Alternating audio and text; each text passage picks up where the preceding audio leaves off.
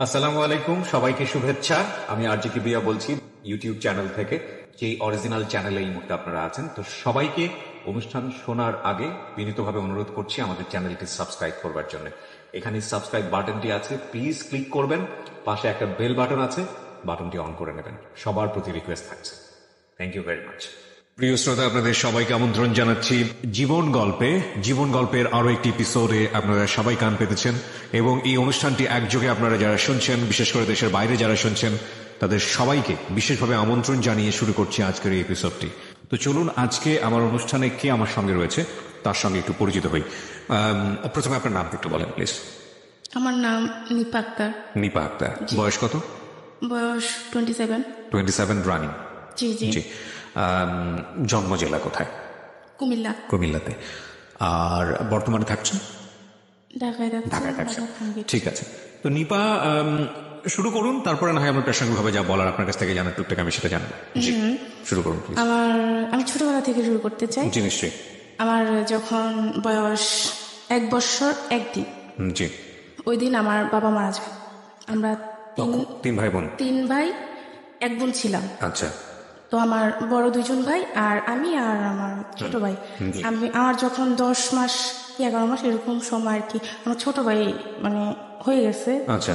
আমার বাবার ক্যান্সার হয়েছিল 1993 সালে। আচ্ছা। তো কি করতো বাবা, পেশায় কি ছিলেন? বাবা একটা দোকানে ম্যানেজার ছিল ঢাকাতে। আচ্ছা। আপনারা কি তখন ঢাকাতে থাকতেন? না, আমরা গ্রামের বাড়িতে ছিলাম। আচ্ছা। বাবা ঢাকায় থাকতো, আমরা গ্রামের বাড়িতে ছিলাম। আসা যাওয়া হতো আর কি। আচ্ছা। নানার বাড়ি সবাই ঢাকাতে থাকে। তারপর বাবা মারা যাওয়ার পর আমরা তো তখন ছোট, আমাদের তো ইনকাম সোর্স বলতে আর কেউ নাই। তো মামার বাড়ি থেকে অনেক হেল্প পেতাম। আমার বড় মামা ভালো অবস্থান ভালো, তো অনেক হেল্প পেতাম আমরা। বাবাকে তখন যখন বাবার 1993 সালে ক্যান্সার হয়েছিল, তো অনেক টাকা পয়সা খরচ করা হয়েছে বাবার পেছনে, অনেক টাকা পয়সা সবকিছু মামার থেকে দেওয়া হয়েছিল। তারপর নানা ভাই বা মামারা চাইছিল যে মাকে নিয়ে যাবে, কিন্তু আমরা 4টা ভাই বোন কি করবো। দাদা দাদি তখন চাইতেছে না যে না, আমার এত ছোট ছোট নাতি নাতনি ফেলে মানে বউকে আমরা দিব না। তো আমার কাকু ছিল, অবিবাহিত ছিল। এখন সবাই ডিসিশন নিল যে কাকার জন্য মাকে রেখে দিবে, যেহেতু আমরা সবাই বাবার ছোট ভাই। হ্যাঁ, বাবার ছোট ভাই রেখে দিবে, এটাই ভালো হবে। তো প্রথমত মা রাজি ছিল না। পরে যখন আস্তে আস্তে সবাই বুঝালো, নানা বাড়িতে রাখবে ঠিক আছে, আমাদেরকে নেশাও নিয়ে যাবে, আমরা গ্রামের বাড়িতে থাকবো, তারপরও কোনো একটা প্রবলেম হবে মানুষ একটা কথা বলে ফেলবে, কারণ মুখ তো আর চাপা দিয়ে রাখতে পারবে না। সবাই বোঝাচ্ছে এটা যে ওরা থাকবো, ওদের বাবার বাড়িতে থাকবে, ভালো থাকবে, আর ওটা তো অন্য কেউ না, নিজের আপন কাকা। তো এটা বলার পর বাবা মারা যাওয়ার 3 বছর পর মায়ের সাথে আর কি বাবার বিয়ে হয়। হ্যাঁ, বিয়ে হওয়ার পর ভালো, আমাদের বাবা নাই, বাবা মরে গেছে এটা আমরা বুঝতে পারিনি। ছোট তখন আমাদের বয়স 3-4 বছর, আমার ছোট ভাইয়ের 3 বছর এরকম। আমরা মানে বাবার অভাবটাকে আমরা বুঝতে পারিনি, কখনো বুঝতে পারিনি। আপনি ছোটবেলা থেকেই জেনেছেন যে কাকাই হচ্ছে আমার বাবা? কাকা এতটুকু জানতাম। মানে আস্তে আস্তে যখন বড় হলাম, আমরা সবাই কাকা ডাকতাম। তো এটা নিয়ে মানে কেউ কেউ বলতো কেন কাকা ডাকিস, এত আদর করে বাবার ডাক।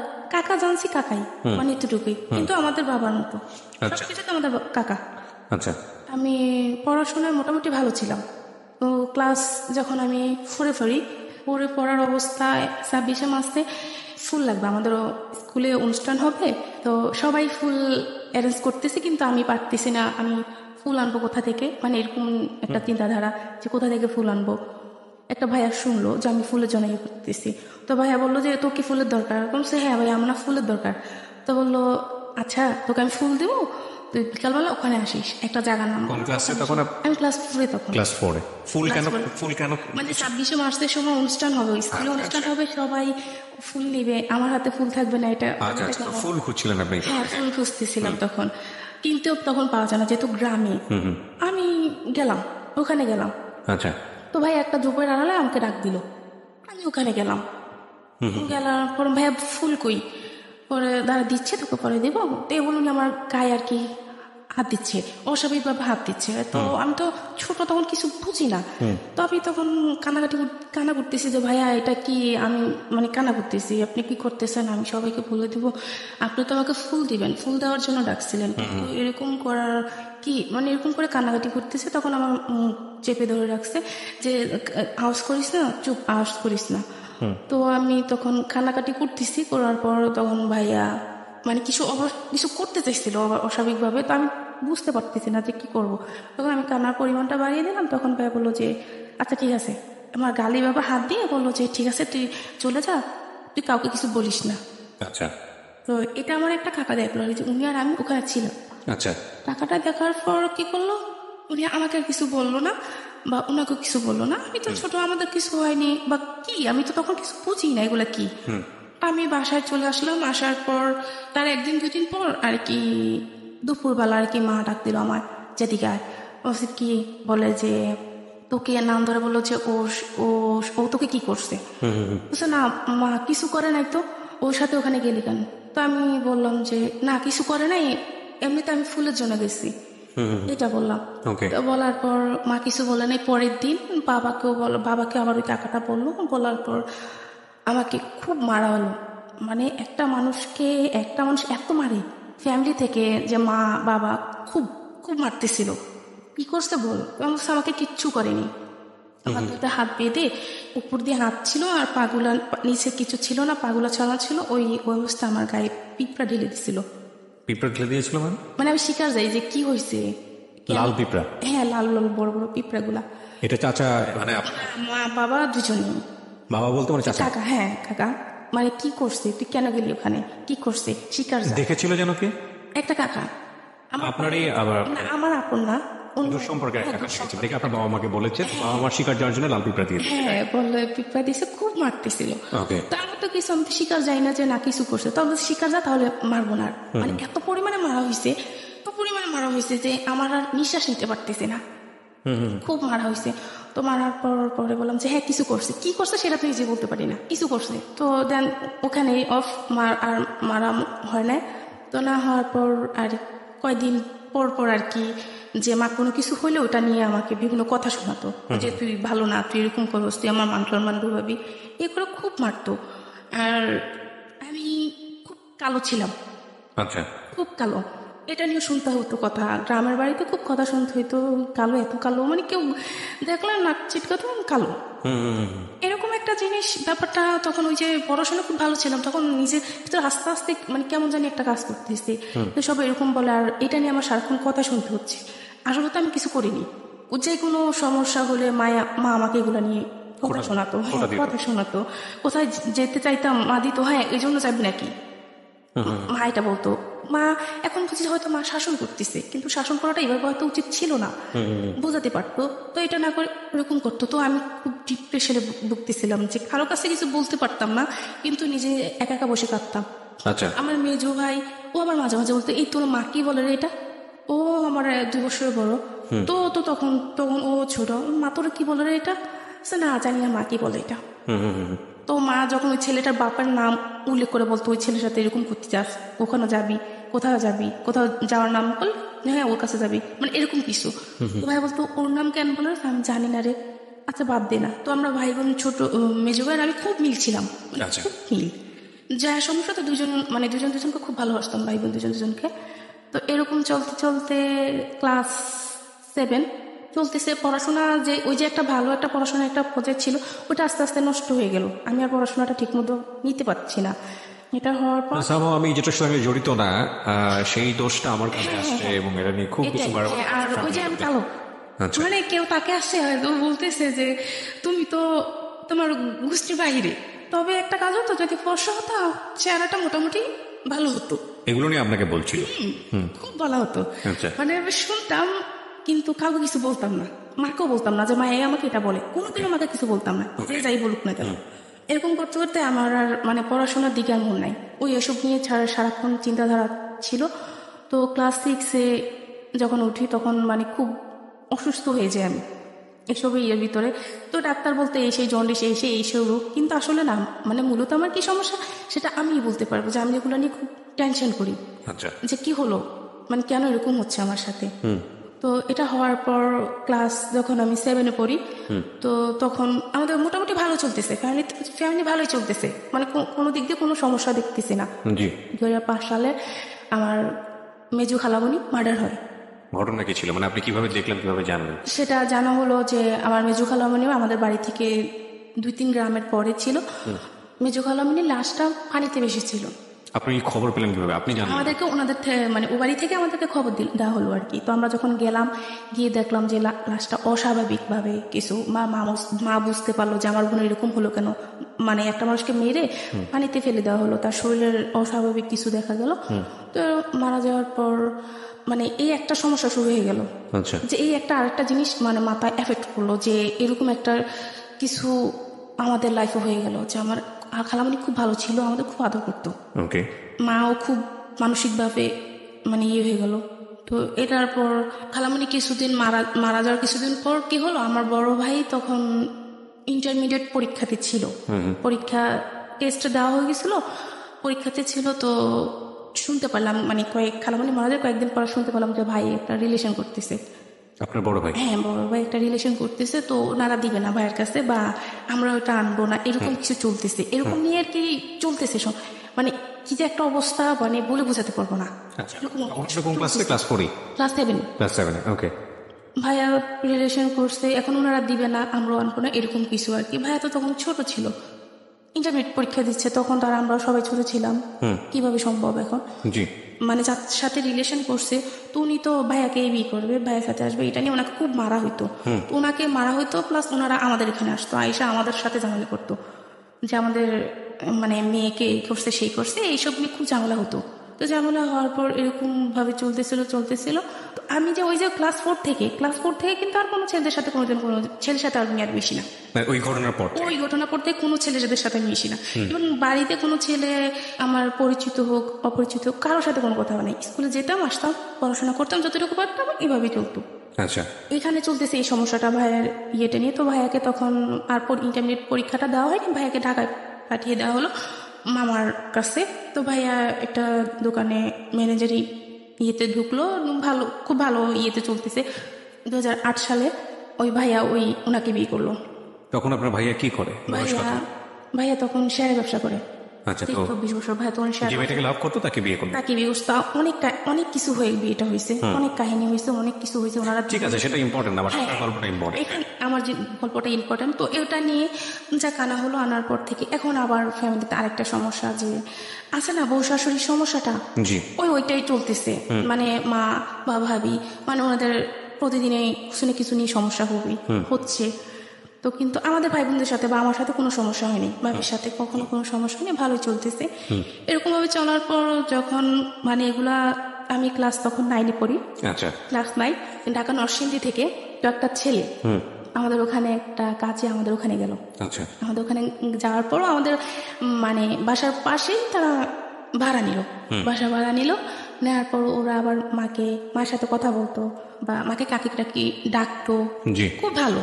মা কিন্তু ওই ডিপ্রেশনে ছিল যে আমার মেয়েটা কালো। এখন মা আস্তে আস্তে আমি বড় হচ্ছি, এখন আবার মানে চিন্তা যে আমার মেয়েটা কালো, কিভাবে বিয়ে দিব, মানে এটা খুব চিন্তা করতো সবাই, যে মেয়েটাকে বিয়ে দিব কিভাবে। কয় বোন ছিলেন আপনারা? আমরা 2 বোন। ওই কাকার ঘরে একটা মেয়ে হয়েছিল। আপনি ছোট বোন? হ্যাঁ, না আমি বড়, আমি কাকার ঘরে একটা মেয়ে আছে। হ্যাঁ। তো আপনি কি কাকাই বলতেন না বাবা? হ্যাঁ, কাকাই বলতাম।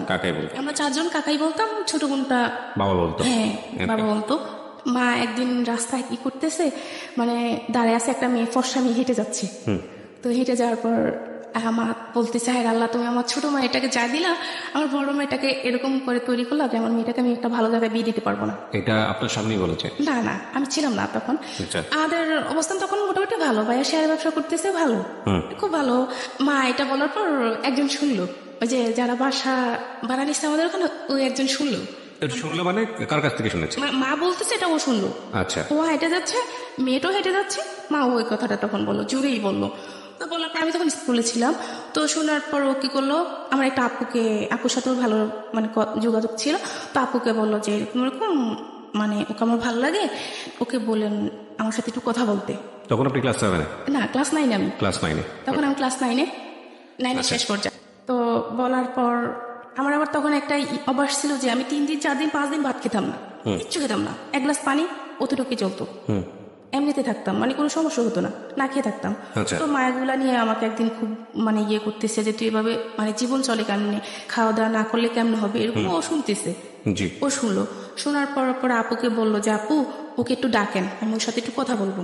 আমাকে ডাকা হলো, তো ডাকার পর আমি গেলাম, যা ওই আপুর ঘরে গেলাম, যাওয়ার পর বললাম যে কি কেন রাখছেন আমাকে। তো ডাকার পর বললো যে তুমি বসো, তোমার সাথে একটু কথা আছে। আচ্ছা। বললাম যে কি কথা, বল তুমি বসো। বলে যে ছেলেটার নাম কি ছিল? নাসির। নাসির, ওকে। হ্যাঁ, তো বলার পর বললো যে তুমি ভাত খাওনি কেন? বুঝছে না, আমার না খেতে ইচ্ছা করতেছে না, আমার ভালো লাগে না, আমার খাইতে ইচ্ছা করে না। তো বললো যে আমার সাথে ভাত খাওয়া হচ্ছে না, আপনার সাথে আমি খাবো কেন? এটা বলে আমি ওখান থেকে চলে আসছি। আচ্ছা। তো উনি আর খাইনি, চলে আসার পর এখন আমি খাইনি, উনিও খায় না, মানে দুজনে না খায় অবস্থা আছে। তখন আপু বললো যে এখন আপুকে বলো, ওকে বলবো না আমাকে একটা চিঠি দিতে, 2009 সাল, তখন ওকে বলবো একটা চিঠি দিতে, যে চিঠিতে আমি মানে ও আমাকে বলবে যে আমি কেন খাইনি বা ওকে আমাকে খেতে বলতে হবে, এরকম কিছু। তো আমি কি বলবো, কেন করবো এটা? যখন আপু এটা বললো আমি তো প্রথম রাজি না, পরে আরেকটা ফুপি ছিল, সে বললো যে বকর না, কি হয়েছে, সমস্যা কি, এটা তারা মহাভারত কিছু না, চলে গেলে তো তারপরে তার কোনো কিছু না, তার সাথে তার কোনো যোগাযোগ নেই। তো আমি রাজি হলাম, আচ্ছা ঠিক আছে চিঠি লিখবো। এখন চিঠি লিখতে গিয়ে আমি একবার কি চিঠি লিখবো আমি তো বুঝতে পারতেছি না কিভাবে লিখবো। তো একবার চিঠি লিখতে গিয়ে 10টা পেজ নষ্ট করলাম, চিঠি আমার লিখতে পারিনি আমি। অনেক কষ্ট করে চিঠি লিখলাম, লিখে ওনাকে দিলাম যে আপনি কেন খাননি, আপনি নাকি খাননি। আপু বললো আচ্ছা ঠিক আছে আপনি খান, আমিও খাবো। তো এটা বলার পর ও খেলো। এরকম 2-3টা মানে চিঠি দেওয়া হলো আর কি, 3টা। তো আমি আসলে একটাতে লিখলাম যে আচ্ছা আপনি কি চান আমার কাছে, মানে কেন এরকম বলতেছেন। তো বললো যে যে চোখের ভাষা বোঝে না সে মনের ভাষা বুঝবে না, তুমি কি আমার চোখ দেখে বুঝতে পারো না যে আমি কি বলতে চাই? না, আমি তো কিছু বুঝতে পারিনি। ওইটার বলার পর তার কয়েকদিন পর ওরা চলে আসলো, ওদের কাজটা শেষ, ওরা চলে আসলো। আচ্ছা। তো আমার বাবা তখন ফোন ব্যবহার করতো, আমি বা মা কেউ ব্যবহার করতাম না, তো বাবার ফোন নাম্বার নিয়ে আসা হলো। তো নিয়ে আসার পর ও মাঝে মধ্যে ফোন দিত, আপুর সাথে কথা বলার জন্য ফোন দিত, যে আপুর সাথে কথা বলবো। তো আপুর সাথে কথা বলা তখন তো আমরা আমাকে দিত, তো আপুর সাথে ফোন দিলে বুঝতাম যে আমার সাথে কথা বলবে, এরকম ভাবে। তো ওনার কথা আমার খুব ভালো লাগতো, ওনার কথা বোঝানো, খুব সুন্দরভাবে কথা বলতে পারতো, গুছিয়ে কথা বলতে পারতো, সেটা আমি তখন পারতাম না। উনি কথা বলতে পারতো খুব সুন্দরভাবে, তো ওনার সাথে আমি কথা বলতাম, ভালো লাগতো। এরকম করতে করতে এসএসসি পরীক্ষা দিলাম, মানে ওনার সাথে আমার যোগাযোগ হতো এরকম কি 1 মাস 15 দিন 20 দিন এরকম আর কি, এতদিন পর পর আর কি ওনার সাথে আমার যোগাযোগ হতো। তখনও কি মানে ওনার সঙ্গে আপনার কোনো সম্পর্ক তৈরি হয়েছে নাকি জাস্ট এমনিতেই হাই হ্যালো করেন? তখন আর কি সে বললো আর কি এরকম মানে অনেকদিন পার হয়ে যাওয়ার পর আর কি উনি বললো যে আমি তোমাকে বিয়ে করতে চাই, আমি তোমাকে ভালোবাসি। আমিও উচ্ছ্বাস বয়স, তখন ক্লাস 9 থেকে 10 উঠলাম, বা আবেগের বয়স, আমিও ঠিক আছে কথা বলি, আমার কথা ওনার সাথে আমার কথা বলতেই ভালো লাগে। প্রেম ভালোবাসা কি জানি না তখন সেটা বুঝতে পারি, কিন্তু আমার ভালো লাগে, ওনার সাথে কথা বলতে আমার খুব ভালো লাগতো। তো ভালো লাগার পর কথা বলতাম, মাঝে মাঝে এরকম ফোন দিত, কথা বলতাম। উনি তখন বললো জানো তোমাকে কেন এত ভালোবাসি, এরকম তো আমার মা একদিন এটা বললো। আর আমি তখন মনে মনে এটা চিন্তা করলাম যে আমি যে কাকির মেয়েকে আমি বিয়ে করবো, এবার যা কিছু হোক। এখন ওর চিন্তা আর কি যে আমাকে আসলে আমার ফ্যামিলি দিবে কিনা ওর কাছে, এসে এরকম চিন্তাধারা হইতো, এরকম চিন্তাধারা ভাবনা করতো। করার পর আস্তে ধীরে চলতে চলতে তখন 2010 সাল, আমি তখন ইন্টারমিডিয়েটে পড়াশোনা করতেছি। তো দেখা করতো আসার পর আর কি ওর সাথে এরকম হয়েছে যে ওর সাথে আমি দেখা করব রাতের বেলা, ও আপুর বাসায় আসলো।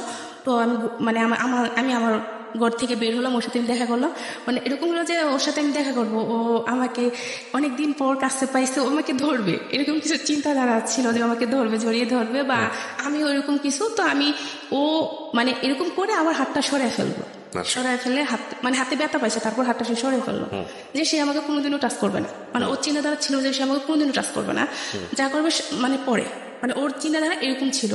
তো হওয়ার পর ওটা যাওয়ার পর যখন এসএসসি পরীক্ষার পর ইন্টারমিডিয়েটে উঠলাম, তখন আবার কি হলো যে আবারও বললাম যে ওর সাথে আমি দেখা করব, তো এখন কিভাবে দেখা করব? দেখা করা তো একটা ব্যাপার আছে, বাড়িতে আসা লাগবে না, এটা মোটামুটি বাড়িতে জেনে গেল। আমার বাড়িতে জেনে গেল, জানার পর আর কি বড় ভাই আর কি আমাকে বললো যে মনি এটা কি ঠিক? আমি আমার ভাইকে বললাম যে ভাই আমার প্রতি বিশ্বাস রাখতে পারবো না। যখন ভাই একটা সময় আমাকে বোঝালো এরকম কিছু করিস না, ভাইয়া করছি, ভাইয়া ভুল করছি, কিন্তু তুই করিস না। তখন ভাইয়া ঠিক আছে, আমি এসব কোনোদিনও করবো না। যখন ভাই আমাকে বোঝালো তখন ভাইকে আর কিছু বললাম না, চুপচাপ শুনে গেলাম। এখন 2010 সালে ওর সাথে আমার দেখা করতে হবে। যখন ইন্টারমিডিয়েটে পড়তেছি তখন বললাম যে ওর সাথে আমি দেখা করবো, ওকে ফোন দিলাম। তো ফোন দেওয়ার পর একটা জায়গা সিলেক্ট করা হলো যে এখানে দেখা করব। দেখার পর তো ও আমাকে আসার আগে বললো যে আমি তোমাকে দেখা করবো, তবে আমি তোমার কাছে একটা জিনিস চাইবো, তুমি কি সেটা দিবা? ও তখন নারায়ণগঞ্জে কি নাম ছিল ছেলেটার? নাসির। হ্যাঁ, নাসির তখন বললো যে আমি তোমার সাথে দেখা করবো, তুমি কি হ্যাঁ সেটা দিবা? তো বললাম যে কি? তো বললো যে আমি তোমাকে একটা কিস করব। তো আমি তখন বললাম যে তোকে না আমি থাপড়াই আর নারায়ণগঞ্জ আবার পাঠাই দেবে। নাসিরকে বলবো? হ্যাঁ, ডাইরেক্ট আমি এটা বলতেছি ওকে। তো বলতেছে, হাসতেছে, বলছে দেখ পাগলি বলে কি। ও আমাকে সবসময় পাগলি বলতো আর কি। যাক হলো, তোর সাথে আমার দেখা করার আসলো। আর আসার পর আমার একটা আপুর বাসায়, অন্য আরেকটা আপুর বাসায় দেখা করলাম। দেখা করার পর ওর সাথে তাও আমার দূরত্ব 2.5 হাত 3 হাতের মতো এরকম দূরত্ব বেজায়। কথা বললাম, দেখা করলাম, করার পর ও চলে আসলো নারায়ণগঞ্জে, আমি চলে গেলাম বাসায়। তো তারপরে সে ফোন দিল আমাকে, ফোন দিয়ে বললো যে জানো আমি তোমাকে চাইলে কিছু করতে পারতাম, চাইলে তোমাকে একটা কিস করতে পারতাম, কেন করিনি জানো? বললাম যে কেন? যে আমি যদি তোমাকে এখন একটা কিস করি তাহলে এখানে সব কিছু শেষ। আমি জানি তুমি কেমন ধরনের মেয়ে, এখানে সব কিছু তুমি শেষ করে দিতা, কিন্তু আমি সেটা করিনি। আমার দরকার তোমাকে সারাটা জীবন, আমার সারাটা জীবন ভালোবাসা নিয়ে আমি থাকতে হবে, তোমার ভালোবাসা নিয়ে। তো আমি এই সামান্য কতটুকু একটা কিসের জন্য আমি আমার সারাটা জীবন নষ্ট করতে চাই না, আমার ভালোবাসার মানুষটাকে আমি হারাতে চাই না। ঠিক আছে, আপনাদের মধ্যে ধরনের কিছু কথোপকথন হচ্ছে। হ্যাঁ, এটা যখন শুনলাম, ওটা শোনার পর আমি তো তখন বললাম যে না, একে ছাড়া যাবে না। সম্ভব আপনার তাকে এই ধরনের কথা বলে খুব ভালো লেগে গেল? হ্যাঁ, ভালো লেগে গেল, একে ছাড়া যাবে না। তো আচ্ছা, আমি পড়াশোনা করতেছি, পড়াশোনা করি, ওর ভাবে থাকুক। যেহেতু সবাই বলতো যে আমি কালো, আমার বিয়ে হবে না, এই সেই, তাহলে তো আমার সমস্যা নেই, আমি পড়াশোনা করি, ও কাজ করুক, তখন ওই বাইরে চলে যাবে। আচ্ছা। তো কলেজে যখন লেখাপড়া করতেছি, সবার একটাই কথা, তুই এত কালো কিছু ব্যবহার করতে পারিস না, কিছু ব্যবহার কর। এখনকার মেয়েরা কত কিছু ব্যবহার করে, কিছু ব্যবহার করে ফর্সা হয়, এরকম কিছু বলতেছে। এমনও ফ্রেন্ড আছে যে টাকা ধার নিল, তো টাকা ধারের বদলে কি বললো যে আচ্ছা ঠিক আছে টাকাটা পরে দিচ্ছি, এ বলে দোকান থেকে আমাকে ফর্সা হওয়ার ক্রিম দিচ্ছে। জিনিসটা কেমন? আচ্ছা, তুই এটার দরকার কি? আমি যেমন তেমনই থাকি না, দরকার কি? এটা করলাম, কয়দিন পর তো আমি আবার যে হয়ে যাবো, তো দরকার কি? তার থেকে এমনি থাকা ভালো। এরকম করে চলতেছিল। আমি যখন প্রাইভেট ইন্টারমিডিয়েট পরীক্ষাতে ছিলাম, তখন আমি হিসাব বিজ্ঞান প্রাইভেট পড়তাম একটা ম্যামের কাছে। তো আমার হিসাব বিজ্ঞান খুব ভালো ছিলাম, খুব ভালো স্টুডেন্ট ছিলাম, যে কোনো কিছু আমাকে দেখাতো, একটা চ্যাপ্টার একটা কিছু দেখাতো, দ্বিতীয়বার দেখাতে হতো না। তো এভাবে ভালো মোটামুটি ওই যে ক্লাস করতে গিয়ে ছেলেদের সাথে কথা বলা বন্ধ হয়েছে, এখন আস্তে আস্তে ছেলেদের সাথে মিশতেছি। এবার একজনের সাথে ভালোবাসার সম্পর্ক, আর ওদের সাথে ক্লাসমেট হোক, এভাবে চলতেছে, মিশতেছি। মিশার পর ওদের সাথে ভালোভাবে চলতেছি, পড়াশোনা করতেছি। তো মেয়েদের সাথে যাদের সাথে মিশি, একজনকে বলতেছে আর কি যে ও খুব ভালো মেয়ে। আমার একটা ফ্রেন্ড ওর একটা ভাইকে গিয়ে বলতেছে ও খুব ভালো মেয়ে, ওর সাথে নির্দ্বিধা চলা যায় যে কোনো জায়গায়, খুব ভালো মেয়ে। হ্যাঁ, বলতেছে। তো বললো যে আচ্ছা ঠিক আছে, ও কেমন ভালো মেয়ে দেখবো, তো ওর নাম্বারটা দিস। এটা বলার পর তো বললো যে তো নাম্বার ইউজ করে না, কোনো নাম্বার ইউজ করে না, ওকে আর ওর নাম্বার দেওয়া যাবে না। তো আচ্ছা ঠিক আছে, ওকে দেখবো, অতটুকু ওখানে অতটুকু। আর যে এই যে এর সাথে যে আমি দেখা করলাম, ইয়ে করলাম, তারপর থেকে ওর সাথে আমি যোগাযোগ বন্ধ করে দিলাম, যে এর সাথে আমি এখন কথা বলবো না। দেখি না ও ভালো কোনো পজিশনে যায় কিনা। ওর মায়ের নাম্বার তো আমার কাছে আসছে, ভালো একটা পজিশনে যখন যাবে তখন আমিও আমার পড়াশোনাটা শেষ করি, সবকিছু মাথা থেকে দূরে ফেলে আমি আমার পড়াশোনাটা করি। আমার খুব ইচ্ছা ছিল যে আমি অ্যাকাউন্টিং এ অনার্স করবো, এরকম ইচ্ছা ছিল। তো তখন আপনি ইন্টারে পড়ি, ইন্টার পরীক্ষার্থী। তো আমার যখন পরীক্ষা চলে আসতেছে, এখন আমার ফোনে দরকার। মিজু ভাইকে বললাম, দেখ ভাই, এখন তো আমার পরীক্ষা চলে আসছে, এখন আমি কি করবো, আমার তো ফোনে দরকার। এখন বলতে সাথে ঠিক আছে, আমি ভাইকে বলবো। এদিকে সাংসারিক ভাবে যেটা হচ্ছে যে ভাই বা মায়ের সাথে ভাবের সাথে প্রবলেম চলতেছে অনবরত। এখন যুদ্ধ চলতেছে। এখন সবাই বলতেছে যে এভাবে তো হয় না, মেয়েটাকে বিয়ে দিয়ে দাও, যেহেতু মেয়েটা বড় হয়েছে, মেয়েটাকে বিয়ে দিয়ে দাও। এরকম ভাবে সংসার তো নষ্ট হয়ে যাচ্ছে। এখন 2 দিন পর মেয়েটা দেখতে এমনিতেই কালো, তারপর যদি সমস্যা এরকম ফ্যামিলিতে এরকম সমস্যা, কেউ ভালো কোনো জায়গা বিয়ে দিতে পারবে, এমনিতে তো ভালো জায়গা বিয়ে দিতে পারবে না। এরকম মানুষ বলে, মুখের উপরে এসব কথা বলে, খুব খারাপ লাগে। তো এসব চলতে ছিল। তো ভাই আমাকে ফোন দিল, যখন মেজো ভাই বললো যে ভাই ওকে ফোন দেন, ওর তো এখন ফোনটা লাগে। যেহেতু সবার সাথে যোগাযোগ করতে হবে, পরীক্ষা চলে আসছে। তো এটা বলছে ভাইয়া ফোন দিছিল আমাকে। ফোন দেওয়ার পর ওই যে আমার যে ফ্রেন্ডের বললো যে আমার নাম্বার দেওয়ার জন্য, ওকে আমার ওই মেয়ে বন্ধুটা ওকে নাম্বার দিল। দেওয়ার পর ফোন না 2-3 দিন পর নাম্বার দিল, ও আমাকে ফোন দিচ্ছে, SMS দিচ্ছে। তো আমি তো ফোন পিক করতেছি না, বা SMS কে আপনি, SMS বলতেছি আপনি কে, কেন আমাকে ডিস্টার্ব করতেছেন, এই সেই মানে এরকম চলতেছে। ও অন্য জায়গার পরিচয় দেয়, তারপর নাম্বারে ফোন দিল। আমি ওটাকে আমার ক্লাসমেটই, ওই ছেলেটা আমারই ক্লাসমেট। আপনাকে আমি ওকে দেখি না, চিনিও না কোনোদিনও। আচ্ছা, কিন্তু ওই নাম্বারটা নিয়েছে? হ্যাঁ, ওর একটা বোন থেকে আর কি, ও আমাদের সাথে পড়তো। তো নেওয়ার পর আপনার নাসিরের সঙ্গে যোগাযোগ? হ্যাঁ, ওর সাথে আমার যোগাযোগ সম্পূর্ণ। ওকে। দেওয়ার পর ফোন দেওয়ার পর এরকম করতেছে, মা শুনলো। আমি যখন বললাম যে আপনি আমাকে ফোন দিন না, আমার প্রবলেম হবে এসে, তখন মা শুনলো। মা তো শোনার পর আমার সাথে খুব মানে রাগারাগি করতেছে। তো রাগারাগি করার পর আমি কি করলাম, মাকে, ভাইয়াকে, বড় ভাইয়া তখন বাড়িতে ছিল, ভাইয়াকে ফোনটা দিয়ে দিলাম যে ভাইয়া ধরেন কে ফোন দিচ্ছে, আমি চিনি না ওকে, একটু কথা বলে দেখুন। তখন ভাইয়া কথা বললো, বলে যে ভাইয়া আসলে আমি ওর ক্লাসমেট, ও আমাকে কখনো দেখেনি, ওর সম্পর্কে আমি অনেক জানছি, জানার পর আমার ভালো লাগলো, এই জন্য ওর সাথে আমি একটু কথা বলতে চাইছি, আর ওর সাথে আমি ফ্রেন্ডলি কথা বলবো, আমি কথা দিচ্ছি ওর সাথে আমি ফ্রেন্ডলি কথা বলবো। তো হ্যাঁ বললো আচ্ছা ঠিক আছে। যখন আমার ক্লাসমেটে এরকম কথা বলে আমার ভাইয়ের কাছে, যে খুব ভালো মেয়ে ভাইয়া, ওর সাথে আমি কথা বলবো, তখন ভাইয়া বললো যে আচ্ছা ঠিক আছে। তো ভাইয়া আয়সা বললো যে তুই কথা বলিস ওর সাথে, তোরই ক্লাসমেট। ও তখন ওর সাথে কথা বলতে লাগলাম, মাঝে মধ্যে কথা বলতো, ফোন দিত। তো ও তখন মানে ওর সম্পর্ক ছিল, তো বলতো আমাকে যে বাবার সম্পর্কে আমাকে বলতো। কিসের সম্পর্ক ছিল? মানে ওর প্রেমের একটা সম্পর্ক ছিল অন্য একটা মেয়ের সাথে। ছেলেটার নাম কি ছিল? সাদ্দাম। সাদ্দামের সঙ্গে আপনি কথা বলতেন? আপনার ক্লাসমেট সে? হ্যাঁ হ্যাঁ। ওর আবার অন্য একটা মেয়ের সঙ্গে সম্পর্ক? হ্যাঁ, সেটা আপনাকে বলতো? হ্যাঁ, আমাকে বলতো। আচ্ছা।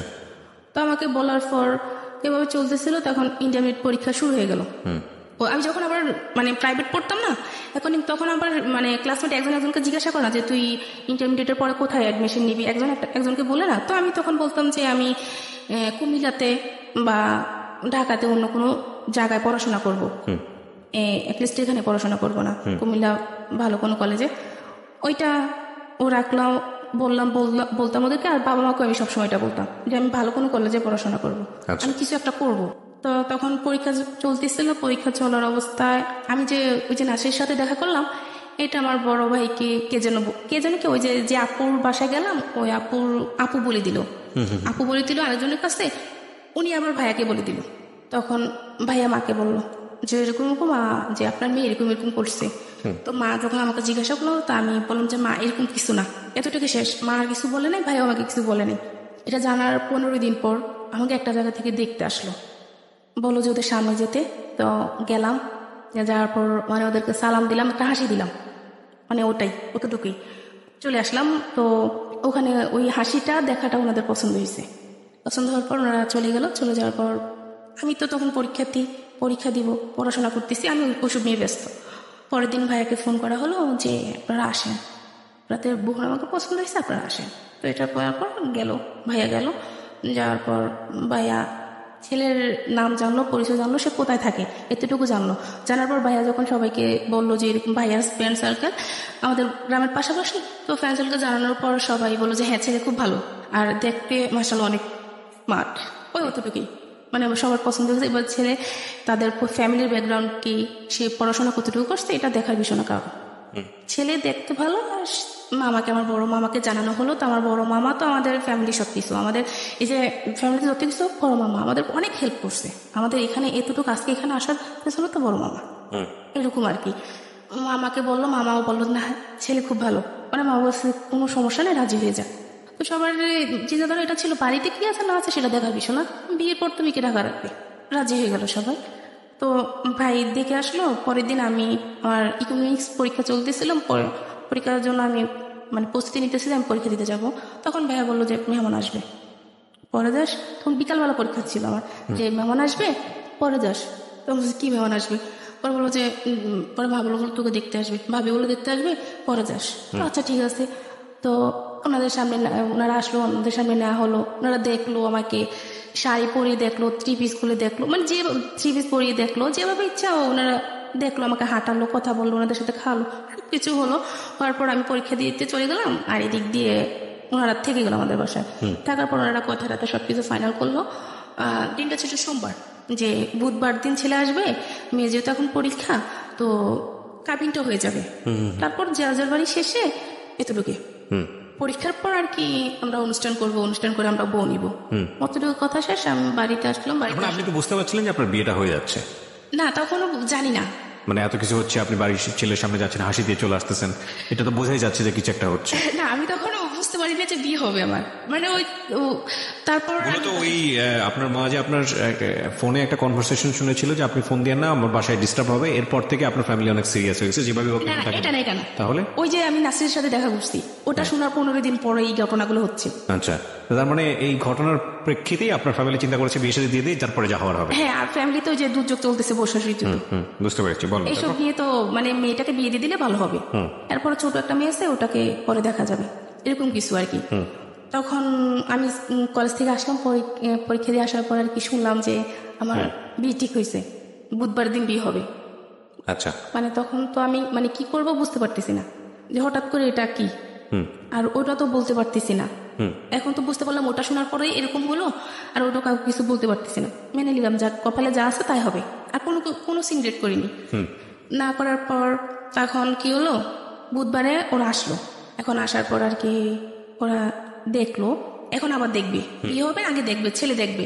তারা কিন্তু ছেলে দেখে নাই, ওর মা আর ওর বোন, ওর ভাই দেখলো আমাকে, কিন্তু ও দেখলো না।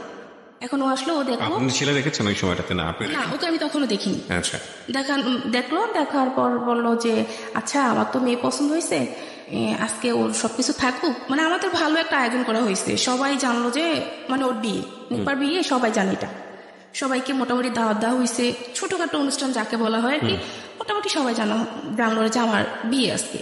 তো তখন বললো যে আমার মেয়ে পছন্দ হয়েছে, আচ্ছা এটা তো আমাদের বাবা চাচা কাউকে আনেনি, শুধু ও আসলো ওর কোনো কয়টা ফ্রেন্ড নিয়ে। তখন সবার মনে খটকা লাগলো, কিছু নিয়ে আসেনি, একটা বিয়ে করতে আসবে, একটা শাড়ি নিয়ে আসবে, কিছু নিয়ে আসেনি। তো তখন সবার মনে একটা খটকা লাগলো, লাগার পর আর কি ওর যেটা হলো যে আমাকে ওর পছন্দ হয়নি। মানে বুঝলাম না ঠিক, আপনার থেকে পছন্দই করলো, আবার পছন্দ হয়নি বলতে? মানে ওর ফ্যামিলি পছন্দ করলো, ও এটা বললো আর কি, মিথ্যা বললো।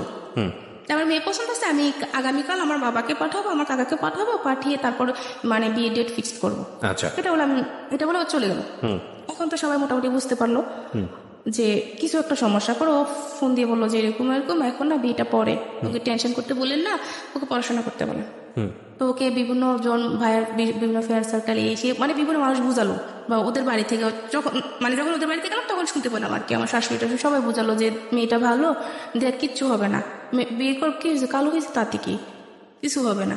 এটা করে ওকে বোঝানো হলো। বোঝানোর পর পরের দিন বৃহস্পতিবার ও আবার ভাইয়ের সাথে মিট করলো যে আপনি আসেন, আপনার সাথে দেখা করবো। তো দেখা করার পর আবার বিয়ে ঠিক করলো শুক্রবার দিন আবার বিয়ে ঠিক করলো। এখন তার কিছু করা নাই, তখন ডিসিশন নিলাম যে আর মানে বিয়ে কারোর সামনে যাবো না, পড়াশোনা করবো। মাকে বলে দিলাম কারোর সামনে আমাকে নিবেন না, এটা খারাপ, এই জিনিসটা যে কত খারাপ হয়েছে। মানে মাকে বললাম যে বুঝতে পারছেন যে আমার বিয়ে ঠিক হয়েছে, বিয়েটা ভেঙে গেছে, গ্রামের বাড়িতে এই জিনিসটা অনেক খারাপ জিনিস, তো আমার আর দরকার নেই, আমি আর বিয়ে করবো না, আমি পড়াশোনা করবো। যখন আবার বিয়েটা ঠিক হলো, দ্বিতীয়বার আমি কিছু বলতে পারলাম না, চুপচাপ বিয়েটা করে ফেললাম। শুক্রবার দিন বিয়েটা হয়ে গেল। দ্বিতীয়বার বিয়ে ঠিক হয়েছে কিভাবে? একজনের সাথে ফার্স্ট দিন বুধবার দিন বিয়ে হওয়ার কথা ছিল, কিন্তু হয়নি। আবার শুক্রবার দিন ও নিজেই ঠিক করলো ভাইয়ের সাথে এসে যে আচ্ছা ঠিক আছে আমরা আগামীকাল যাবো, বিয়ে হবে। মানে ছেলেটা আবার রাজি হয়েছে? হ্যাঁ, আবার রাজি হলো। ওকে বিভিন্ন সবাই, নাম কি ছিল? ওর নাম ছিল ফাহিম। হ্যাঁ, ওকে। বিয়ে হওয়ার পর যখন আমাকে আর ওদের বাড়িতে না হয় না, আমাদের বাড়িতে রাখলো, যেহেতু পরীক্ষা, তো ওকে আর আমাকে একটা ঘরে দেওয়া হলো। দেওয়ার পর ওকে আমি দেখলাম, ওকে দেখার পর তো আমি মানে পুরো প্রেমে পড়ে গেলাম। আসলে অনেক সুন্দর ছিল, মানে আমি হিসাবে আমি কিছুই না, এতটা সুন্দর ছিল, কথা বলতেছে। তো একটা জিনিস খেয়াল করলাম যে সে আমার দিকে একটা বারও তাকায়নি। তখন অনেকটা খারাপ লাগলো যে সে আমার দিকে একটা বারও তাকায়নি। একটা মেয়ের কত চিন্তাধারা থাকে, একটা মেয়ে না সবাই একটা চিন্তাধারা থাকে যে বিয়ের পর বাসরঘরটা হবে অন্যরকম চিন্তাধারা থাকে। তো আমি দেখলাম যে আমার হাজবেন্ডটা আমার দিকে একবারও তাকায়নি আমার দিকে। না তাকানোর ফলে আমি আর কিছু বলিনি। ও কথা বলতেছে, বোঝাচ্ছে যে বিয়ে মানে কি, এই সেই একটা বিয়ে সম্পর্কে বিভিন্ন ধরনের কথা বোঝাচ্ছে, কিন্তু ও আমার দিকে শুধু চোখ বন্ধ করে কথা বলতেছে, একটাবারও আমার দিকে তাকায়নি। আচ্ছা, না তাকানোর পরে তো রাতে মানে যখন ঘুমাতে গেলাম, আমি ওর হাতের বাম পাশে ছিলাম। তো রাতে খেয়াল করলাম যে ও আমার বাম পাশ থেকে ডান মানে আমার ও পাশ হলো গিয়ে মানে সিগারেট বাসরাতে সে সিগারেট খাচ্ছে। বাসর রাতে। জি। তো এটা দেখার পর তো পুরো আমি শকড, যে বিয়ের রাতে হাজবেন্ড একটা বার আমার দিকে তাকালো না, এখন সে সিগারেট খাচ্ছে, মানে জিনিসটা কেমন? এরকম রাত্রে দুটা খেলো, তো খাওয়ার পর খুব খারাপ লাগলো যে আল্লাহ জানে কপালে কি আছে। তারপর আর কাউকে কিছু বলিনি। বলার পর পরের দিন ও আমাদের বাড়িতে ছিল, থাকার পর ওর একটা ফ্রেন্ড নাকি আমাদের বাড়িতে আসতে চাইছিল, যে তো শ্বশুর বাড়িতে যাবো। তো বললো যে আমার শ্বশুর বাড়িতে যাবি কি? আমার নিজেরও তো মন ঠিক না, আমার নিজের তো বউ পছন্দ হয়নি। সে সেটা তার ফ্রেন্ডকে বললো, এটা সে আমাকে বললো। তো আমাকে বলার পর আমি আড়ালে দাঁড়ায় কান্না করতেছি যে কি হলো কপালে। তো কান্না করতেছে, ভাবি দেখলো, ভাবি দেখলো কি হলো, ভাবি এরকম উনি এই কথা বলে। তো ভাবি ওকে খুব বুঝালো যে ভাই হ্যাঁ বলতে পারবেন মেয়েটা কালো, কিন্তু মানে ওর মতো মানুষ হয় না, সারাটা দিন বলে যেতে পারবেন কিন্তু কোনো প্রত্যুত্তর করবে না, খুব ধৈর্যশীল একটা মেয়ে, ওকে আপনি কখনো কষ্ট দিন না। তখন অতটুকু তো ভালোই চলতেছিল, ফোনে কথা টথা বলতাম। ও 3 দিন থেকে চলে আসলো ঢাকায়, ওর সাথে ভালোই কথা, ফোনে কথাবার্তা ভালোই চলতো, খুব ফোনে অনেক কথা চলতো, অনেক কথা হতো।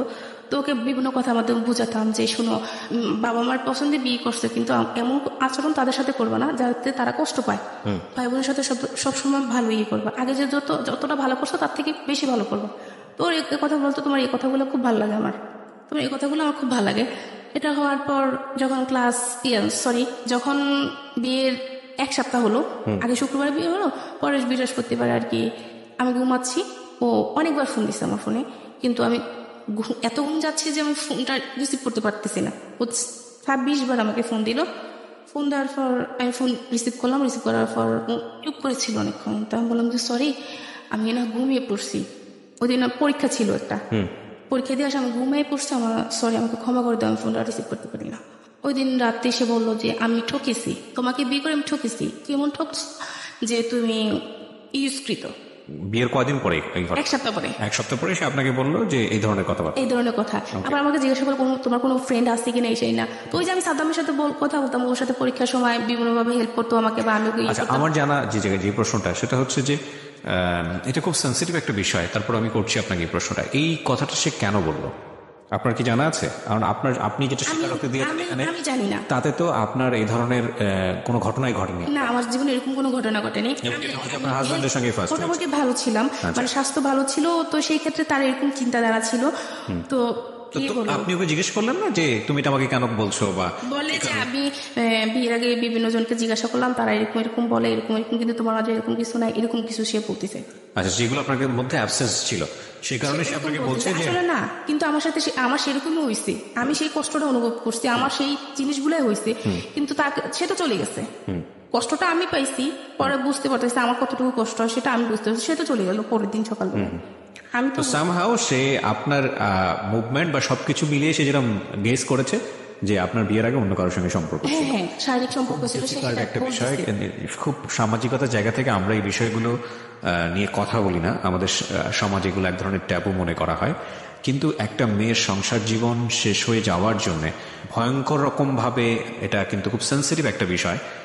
আপনারা আপনাদের জায়গা থেকে বিষয়টাকে বোঝার চেষ্টা করবেন। আমি জানি যে আজকে যারা জীবন গল্প শুনছেন তারা প্রত্যেকেই নিজের জায়গাটা থেকে আজকের এই ঘটনাগুলোকে হয়তো নিজের জীবনের সাথে রিলেট করতে পারবেন। তারপর কি হলো, ও আমাকে এগুলো যখন বললো তখন আমি খুব কান্নাকাটি করলাম যে শুনো, এরকম কিছুই না, তুমি একটাবার বিশ্বাস করো আমাকে। বলছে তোমাকে আমি জীবনে বিশ্বাস করবো না। এগুলো বলার পর কি হলো, আমার পরীক্ষা শেষ হয়ে গেল। পরীক্ষা শেষ হওয়ার পর ওই যে ওর সাথে আমার চলতেছে, কথাবার্তা চলতেছে, মাঝে মাঝে ঝগড়া হচ্ছে, আর ফ্যামিলিতে ওর ফ্যামিলিতে খুব রাগ ভিড় করতেছে যে এরকম একটা মেয়ে আমার জন্য আনছেন, এত কালো মেয়ে, আমি সমাজে যেতে পারবো না, এই না সেটা। খুব তাদেরকেও প্রেশারে রাখতো, আমাকেও রাখতো, ঝগড়া আমার সাথে করতো, তাদের সাথে করতো। এরকম করতে করতে পরে আমার পরীক্ষা শেষ হওয়ার পর এখন অনুষ্ঠান হবে, তো বললো যে আরো কয়দিন পরে যাই। আমি বলি যে কয়দিন বাড়িতে থেকে কি করবো, শ্বশুর বাড়ি থেকে কেউ আসা হুট করে নিয়ে যাবে, কিন্তু কোনো অনুষ্ঠান হবে না, এটা কোনো কথা হলো? আমার বিয়ে হলো, কিছু হবে না, এটা কি কেমন না? আমি ফ্যামিলিতে বড় মেয়ে, তার থেকে বলে আমি ঢাকা চলে যাই, মামার বাসায় গিয়ে বেড়াই, ওখানে চলে যাই। ওখানে গেলাম, ঢাকা চলে আসলাম। আসার পর ও আর মামার বাসা পাশাপাশি, যেতাম ওর কাছে, মানে এরকম হতো, তারপরও যেতাম ওর সাথে। আমার সাথে এমনিতে সবকিছু চলতেছে, কিন্তু এগুলো সে বলে যাবে। আচ্ছা, বিভিন্ন কলেজের নাম ধরে বলতো যে এইসব মেয়েরা যে খারাপ তুমি জানো। না, আমি কিভাবে জানো? বলতো, মানে ও বিভিন্ন বিকৃত ভাবে কথা বলতো। তো আমি বলতেছি তুমি এগুলো কি? আমি তো এগুলো জানি না। বলছে হ্যাঁ তুমি ঢং করো না, তুমি এগুলো সবই জানো। তুমি ঢং করো, তুমি এগুলো সবই জানো। তো বলার পর আমি মানে কি করবো বুঝতে পারতেছি না, এগুলো নিয়ে প্রতিনিয়ত সমস্যা হচ্ছে, কাউকে বলতেও পারতেছি না। তো সে আমার একটা শারীরিক একটা দিক খুলে বললো তোমার এটা এরকম এরকম, কিন্তু একটা মানুষের এরকম না। আমি বললো হ্যাঁ লাইক এগুলো কি চলতেছে, আমি তো জানি আমি কিরকম। মানে এই বিষয়গুলো নিয়ে আপনি কোনো কথাই বলতেন না? হ্যাঁ, কাউকে কিছু বলতাম না। তো আমি বলার পর যখন ঢাকায় আসলাম, ঢাকায় আসার পর আমি আমার ছোট আন্টির বাসায় গেলাম। ছোট আন্টির বাসায় যাওয়ার পর আমি ছোট আন্টির কাছে শেয়ার করলাম জিনিসটা, যে আন্টি ও তো এরকম এরকম করতেছে, আমি কি করবো? আন্টি আপনি কি দেখবেন আমাকে, মানে উপায় না কে। তখন আন্টিকে বললাম আপনি আমাকে দেখবেন আমাকে, যে আমার আসলে প্রবলেম কি, আসলে মেয়েদেরকে এরকম কিনা। সো ভেরি ডিফিকাল্ট একটা সিচুয়েশন প্রত্যেকটা মেয়ের জীবনে। এগুলো নিয়ে মানুষের মধ্যে কথা বলাটাও খুব ডিফিকাল্ট এবং খুব ভয়ঙ্কর রকমের মানে সাংসারিক অবস্থা দাঁড়ায় এই সিচুয়েশনগুলোর ক্ষেত্রে। যাই হোক, এই মেয়েটির ক্ষেত্রে কি হয়েছে আমরা জানি না, তারপরে কি হলো? তখন আন্টিকে আমি সবকিছু খুলে দেখালাম, যে আন্টি দেখেন যে আমি আসলে ভালো কিনা, আমি আসলে সত্যি ভালো মেয়ে কিনা, আন্টি আমার সাথে এরকম কিছু হয়নি। তখন আন্টি বললো যে না তুই সম্পূর্ণ ভালো, তাকে হয়তো বা কেউ ভুল বুঝাইছে, সে হয়তো বা কারোর কাছ থেকে ভুল কিছু শুনছে। লেখাপড়া করা সে কিন্তু লেখাপড়া করতো না, করেনি, সে ক্লাস অনেক লেখাপড়া করা অনেক পাশ করা ছেলের মধ্যে এই ধরনের 5 পর্যন্ত পড়াশোনা করছে। এখন এরকম হওয়ার পর আমি তখন অনুষ্ঠান দিন নির্ধারিত করা হলো যে অনুষ্ঠান ঈদের পর অনুষ্ঠান করবে। তারপর অনুষ্ঠান হলো, অনুষ্ঠান হওয়ার পর ওদের বাড়িতে আমাকে নেওয়া হলো। নেওয়ার পর তো গিয়ে ওখানে গিয়ে প্রতিদিন আপনাকে চার্জ করতে এরকম যে তোমার কার সাথে সম্পর্ক ছিল আমাকে বলো? হ্যাঁ, মাঝে মধ্যে এরকম করতো। আচ্ছা, কয়েকদিন পর পর, কয়েকদিন ভালো থাকতো, কয়েকদিন পর পর এগুলো নিয়ে ঝগড়া হতো। তো অনুষ্ঠান করে ওদের বাড়িতে না হলো, ওদের বাড়িতে নেওয়ার পর তো ওদের বাড়িতে গিয়ে তো না আমি তো পুরা। আপনি উল্টো তাকে জিজ্ঞেস করতেন না যে তুমি? হ্যাঁ, একদিন বলছিলাম তুমি যে আমাকে জিজ্ঞেস করছো, তার মানে তো তুমিও নিশ্চয়ই এরকম। হ্যাঁ, একদিন আমি বলেছিলাম এটা, যে তুমি যে আমার এরকম করতেছো, যে ভালো হয় সে ভালো মানুষকে বিশ্বাস, খারাপ মানুষকে বলে যে সে ভালো, সবাইকে ভালো মনে করে, এটাই যে খারাপ হয় সে সবাইকে খারাপ। তারপর কি হলো? বলে যে না আমি এরকম কিছু না, তুই খারাপ, এটা সে বললো। এই ধরনের কনফিউশন থাকলে আমি যেটা বলি যে সবাই একটু পড়াশোনা করেন। এগুলো জীবনের খুবই গোপনীয় বিষয়, কিন্তু খুব গুরুত্বপূর্ণ বিষয়। এগুলো নিয়ে সবাই একটু নিজে থেকেই পড়াশোনা করেন। আর দ্বিতীয়ত হচ্ছে যে এগুলোর ব্যাপারে সবচেয়ে ভালো এক্সপার্ট হচ্ছে নাকি doctor. So if you have any confusion in your personal life, then go to a doctor. ডক্টরের সাথে গিয়ে বিষয়টা নিয়ে কথা বলেন। এবং আমার মনে হয় যে বৈবাহিক জীবনে যদি এটা অ্যারেঞ্জ ম্যারেজ হয়ে থাকে, হ্যাঁ, তাহলে যেদিন থেকে বিয়ে করছেন সেদিন থেকেই আপনার জীবনটা শুরু হচ্ছে। তার আগে কে কি করেছে না করেছে সেগুলো নিয়ে টানা হ্যাচড়ার হিসাব যদি আপনার করতে হয়, তাহলে সেটা বিয়ের আগে আপনি করেন। বিয়ের পরে গিয়ে আপনি এই হিসাবগুলো নিয়ে কেন টানা হ্যাচড়া করবেন? তো নিজের জীবনটাই মানে অসুন্দর হয়ে যায়, নিজের জীবনটা অনেক বেশি কঠিনের মধ্যে পড়ে যায়। বলেন তারপর হলো কি, ওদের বাড়িতে গিয়ে আমার মানে ওদের চাল চলন আচার আচরণ মানে আমার কিছু ভালো লাগতেছে না। এরকম মানে একটা অজপাড়া গায়, মানে যে আগের সেই অনেক আগের যেই নিয়ম কানুন সেরকম আর কি, কেমন গালাগালি, কেমন চিৎকার কাছামাছি, মানে এরকম অসহ্যকর ব্যাপারটা, অসহ্যকর লাগতো। আমার ভালো লাগতো না ওদের ওখানে থাকতে, আমার কোনোভাবে ভালো লাগতো না। তারপর মানিয়ে নেওয়ার চেষ্টা করতাম। শ্বশুর শাশুড়ি দেবর ননদ সবাই ছিল, তাদের সাথে কোনো প্রবলেম হতো না। ওই মাঝে মধ্যে আর কি কথা শুনতে হইতো যে কালো। ওনারা ভাবতো যে ওনাদেরকে মানে কিছু করে তারপর আমাকে বিয়ে দেওয়া হয়েছে, ওনারা এইসব চিন্তা করতো আর কি। তো আরেকটা ছিল কি, আমার যখন মানে বিয়ের অনুষ্ঠানটা হয়েছিল তখন আমার ভাবি ওখানে ছিল না, অনুষ্ঠানের সময় ছিল না। এই কারণে আর কি আরো বেশি কথা শুনতে হইতো যে কেমন ফ্যামিলি, এই সে বড় বউ ছিল না, এটা নিয়ে মানে ভালো ননদ বলতে একভাবে, শাশুড়ি বলতে একভাবে, যে যা পাবে যেভাবে পারতো বলতো, আমি শুনে যেতাম, জাস্ট শুনে যেতাম, ওকে কিছু বলতাম না। ওকে বলবো কি, ও একদিন বলে দিছে যে ওর বাড়ি থানার পর যে আমার মা, আমার বোন, আমার ভাই খুশি, তুমিও খুশি, মানে ওরা খুশি তো আমিও খুশি, ওরা ভালো থাকবে তুমিও ভালো থাকবে, ওদের সাথে কোনো কিছু সিক্রেট করবো না কোনোদিন। তা আচ্ছা ঠিক আছে, ওনাদেরকে ভালো রাখাটাই আমার দরকার। মানে কেমন জানি আচরণ করতো, ননদ কি করতো সারাটা দিন ভালো, মানে ও চাইতো না আমার সাথে মিশতে, কিন্তু আমি চাইতাম মিশতে, আমি চাইতাম যে ভালো থাকি। ফ্যামিলিতে আমরা কয়েকটা মানুষ, সবাই যদি ভালোভাবে না থাকি তাহলে কিভাবে হয়, ভালোভাবে চলতে চাইতাম, কিন্তু মানে ও কিরকম জানি একটা আচরণ করতো আমার সাথে। তার কারণ পরে জানতে পারলাম যে ও যে আমার হাজবেন্ড ওদের সাথে রাত ভিপ করতো, যেরকম একটা মেয়ে আমাকে দিলেন, তো এরকম মানে এরকম ভাবতো। ওদের বাড়িতে গিয়ে দেখা গেল কি, আমরা কখনো পুকুরে গোসল করিনি, আচ্ছা, কখনো করে গোসল করিনি। তো ওদের ওখানে গিয়ে গোসল করতে, তো খোলামেলা জায়গায় গোসল করা হতো, মানে এটা আমি নিতে পারতাম না, এটা মানে কিভাবে সম্ভব, এগুলো পারি না। বা বাড়িতে বাথরুম বাসায় আসছে, ঘরের কাছে আছে, কিন্তু ওদের অনেকটা দূরে যেতে হতো, মানে এগুলো আমি পারতেছি না, ওগুলো মানায় নিতে আমার খুব কষ্ট হচ্ছে, খুব কান্নাকাটি করতাম আমি, কিন্তু কাউকে কিছু বলতাম না যে আমি কেন কাঁদি। আমাদের বাড়িতে আসলে যখন চলে আসতাম তখন মানে চিৎকার করে কাঁদতাম না, শুধু চোখের পানি ফেলতাম, আর আয়সা মানে রুমের ভিতরে বসে বসে কান্না করতাম। আচ্ছা, যে মানে কি হচ্ছে এটা। তো এরকম হওয়ার পর চলতে থাকলো, চলতে থাকার পর আমার একটা প্রবলেম ছিল, সেটা হচ্ছে যে মানে মেনস্ট্রুয়েশনের সমস্যা ছিল আর কি, ঠিক মতন আর হতো না। তো এই জন্য আমি একটা ডাক্তারের কাছে গেলাম। মোটামুটি তখন এই যে আমার হাজব্যান্ড এরকম করতেছে, তাই আমি মোটামুটি একটু চিন্তা করতাম, এরকম করতে করতে মোটামুটি আমি অসুস্থ হয়ে যাচ্ছি। তো আমার যে ওই সমস্যাটা ছিল, তো এই জন্য আমি একটা ডাক্তারের কাছে গেলাম, আমাদের ওখানে ডাক্তারের কাছে গেলাম। আর যাওয়ার পর তখন আর ওই জিনিসটা মনে পড়লো যে আমার হাজবেন্ড যে এটা বললো আমাকে, আমি ডাক্তারের কাছে কিছু বলবো, মহিলা না পুরুষ ডাক্তারই। আচ্ছা, তখন আমি মানে মানে কিভাবে বলবো আমি একটা মেয়ে কিভাবে বলবো, মানে অনেক সংকোচ করে তারপর বললাম যে না, আমাকে বলতে হবে, আমার হাজবেন্ডের কে নিয়ে চলতে হবে আমাকে। এর মধ্যে কিন্তু ওকে আমি অনেক ভালোবেসে ফেলছি, আমার হাজবেন্ডকে অনেক ভালোবেসে ফেলছি। তো আমি কি করলাম, ডাক্তারকে বললাম আর কি। তো ডাক্তার বুঝতে পারেনি, তখন আমি একটা কাগজে কলমে একে তাকে দেখালাম যে এরকম এরকম কিনা।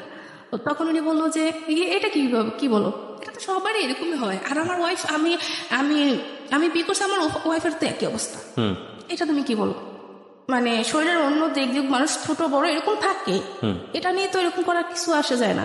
তখন উনি বললো যে তুমি কিসে পড়ো বা পড়াশোনা করছো কিনা। তখন আমি বললাম যে হ্যাঁ, আমি ইন্টার কমপ্লিট করছি, এখন ডিগ্রিতে অ্যাডমিশন নিবো, এরকম চিন্তাধারা আছে ওর। কিন্তু পড়ানোর ইচ্ছা ছিল আমার হাজবেন্ডের, যে তোমাকে আমি পড়াবো। তোমাকে জিজ্ঞাসা করছে তুমি পড়বা কিনা, হ্যাঁ আমি পড়বো। তখন কি হলো, ও আমাকে পড়াবে, এখন ভর্তি হতে হবে। যে কোনো জায়গায় তো আমি কোচিং টোচিং করলাম না, কোনো জায়গায় পরীক্ষা দিতে পারবো না, তো আমি যে কলেজে পড়াশোনা করছি ওখানে আমি ডিগ্রিতে ভর্তি হয়ে যাই, ওইটা ভালো হবে। তো আমার চিন্তা ছিল ওখানে পড়াশোনা করবো। এখন আমার হাজবেন্ডকে আমি ওই যে আমার যে বিয়ের আগে যে ফ্রেন্ডটা ছিল, বললাম যে ওর সাথে আমি কথা বলছি, ভাইয়া বললো যে কথা বলিস, ওকে ও বললো কি তোমার কোনো ছেলে বন্ধু আছে কিনা কলেজে, মধ্যে মানুষ অনেক কিছু থাকে। হ্যাঁ, আমার একটা ফ্রেন্ড আছে, সে আমার ক্লাসমেট হলো আছে, ভাই হলো আছে, ফ্রেন্ড হলো আছে, খুব ভালো, সেটা খুব ভালো, ওকে পরিচয় করে দিলাম। তো পরিচয় ও আবার বললো যে নিপাত তো মানে ঢাকাতে বা কুমিল্লাতে এইসব কোনো জায়গা ভালো জায়গা পড়াশোনা করার ইচ্ছা আছে, ওকে ভর্তি করেন, ওখানে ভর্তি করেন, আমরাও পড়াশোনা করবো। ওইটা শোনার পর আমার হাজবেন্ডের মাথায় কাজ করতেছে, কেন ওই ছেলেটা বললো, এটা বলার পর তখন আমার হাজবেন্ড কি করলো, সরাসরি আমার বড় মামির কাছে ফোন দিল আমাকে পড়াশোনার ব্যাপারে, যে বড় মামি ওকে কি করব, ওকে তো তাহলে একটা কাজ করে ওকে কুমিল্লাতে ভর্তি করে দিই। আমার বড় মামিকে বলতেছে। তখন বড় মামি খুব রেগে গেল যে কেন কুমিল্লাতে ভর্তি করাবো তুমি ওকে, হয় ঢাকাতে ভর্তি করাবা, না যে কলেজে লেখাপড়া করছে ওখানে ভর্তি করাবা, তুমি কেন কুমিল্লাতে ভর্তি করাবা, এখনকার যুগ তো ভালো না, তুমি থাকবা ঢাকাতে, তোমার ফ্যামিলি থাকবে এক জায়গায়, ওর ফ্যামিলি থাকবে এক জায়গায়, ও থাকবে কুমিল্লাতে, এটা তো হয় না। ও যে অন্য কারোর সাথে চলে যাবে না, এটা তো কোনো কথা না, কারণ যেহেতু তুমি পড়াশোনা করো না, সে পড়াশোনা করতেছে, তখন ওর মাথায় অন্য কিছু কাজ করবে। আমার বড় মামি এই কথা বলতেছে, ওকে তুমি তোমার কাছে রাখো, আর না তুমি গ্রামে পড়া, যে কোনো একটা করো, ওকে এভাবে দেওয়া ঠিক হবে না। আমি ঠিক থেকে এটা বললো। তা আমিও চিন্তা করলাম যে হ্যাঁ এটাই ঠিক। তো আমি বললাম যে আচ্ছা, আমি যে কলেজে পড়াশোনা করছি ওখানে ভর্তি হয়ে যাই।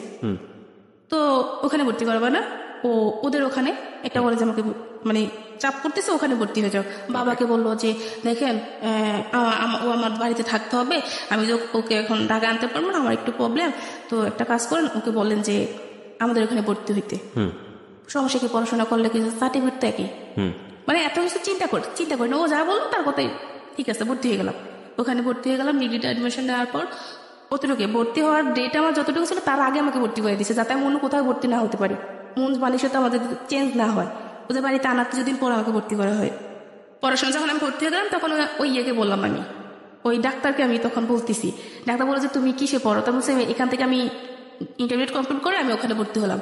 তো বলো তুমি তোমার হাজব্যান্ড কতটুকু পড়াশোনা করছে, তা আমি আসলে বলতে পারবো না, আমি আদৌ বলতে পারবো না সে কিসে পর্যন্ত পড়াশোনা করছে। একবার শুনি 10, একবার শুনি 5, একবার শুনি 8, এরকমই শুনে আসলাম। এটা আপনাকে কি কারেন্টটা জানি না, এটা আপনাকে ওই ডাক্তারটা জিজ্ঞাসা করতেছে। কোন ডাক্তার? যে ডাক্তারের কাছে আমি গেলাম, আমি অসুস্থ হয়ে গেলাম, ওই যে আমার পিরিয়ডের সমস্যা ছিল, ওই ডাক্তারের কাছে গেলাম। তো তখন আমি ডাক্তারকে বললাম যে এরকম কোনো সমস্যা হয় কিনা। তো ডাক্তার আপনাকে জিজ্ঞেস করেছে হাজবেন্ড কিসে পড়ে, বলতে আসলে একটা কথা বললে ভালো হয়, এরকম মানে মন মানসিকতা মানুষের সাথে না থাকাটাই বেটার। এরকম চিন্তাধারা। আমি তো জানি এরকম কিছুই না। আমি ওদের বাড়িতে আসি বা আমাদের বাড়িতে থাকি, এরকম ভাবে চলতে থাকার পর 2013 সালের লাস্টের দিকে কি হলো, আমার নাক গলা প্রচুর ঠান্ডা লাগতো, প্রচুর ঠান্ডা লাগে থাকতো সবসময়, মানে গরম কি শীতকে প্রচুর ঠান্ডা লাগতো। পরে ডাক্তারের কাছে নেওয়ার পর জানতে পারলাম যে আমার মানে টনসিলের সমস্যা, আমার অপারেশন করতে হবে। এটা জানার পর আমার একটু মানে ভয় পাইতেছে, অপারেশন করতে হবে, এটা নিয়ে আমি খুব একটু কান্নাকাটি করলাম। ও তখন বুঝালো, মানে ও কিন্তু এখন আমাকে সাপোর্ট করতেছে, সম্পর্ক কিন্তু ভালো মানে চলতেছে, কিন্তু ওইগুলো কথাগুলো কিন্তু চলতেছে, কিন্তু সম্পর্ক ভালো চলতেছে। আমাদের এলাকাতে মানে সবাই বলতো যে নিপার হাজবেন্ড খুব ভালো, এরকম ছেলেই হয় না। অনেকে বলতো যে এরকম একটা মানে ছেলে পাইলে আর মেয়েকে বিয়ে দিতে আর করবো না, দ্বিধা করবো না। অনেক আয়সা বলতো আমার সামনে, তো আমি হাসতাম মনে মনে যে আমি জানি জিনিসটা মানে মানুষটা কিরকম সেটা আমি ভালো করে জানি। এটা তো আর কাউকে বলতে পারবো না, নিজের হাজবেন্ডের সম্পর্কে তো মানুষকে বলা যায় না, যেহেতু আমি তার সাথে সারাটা জীবন থাকবো।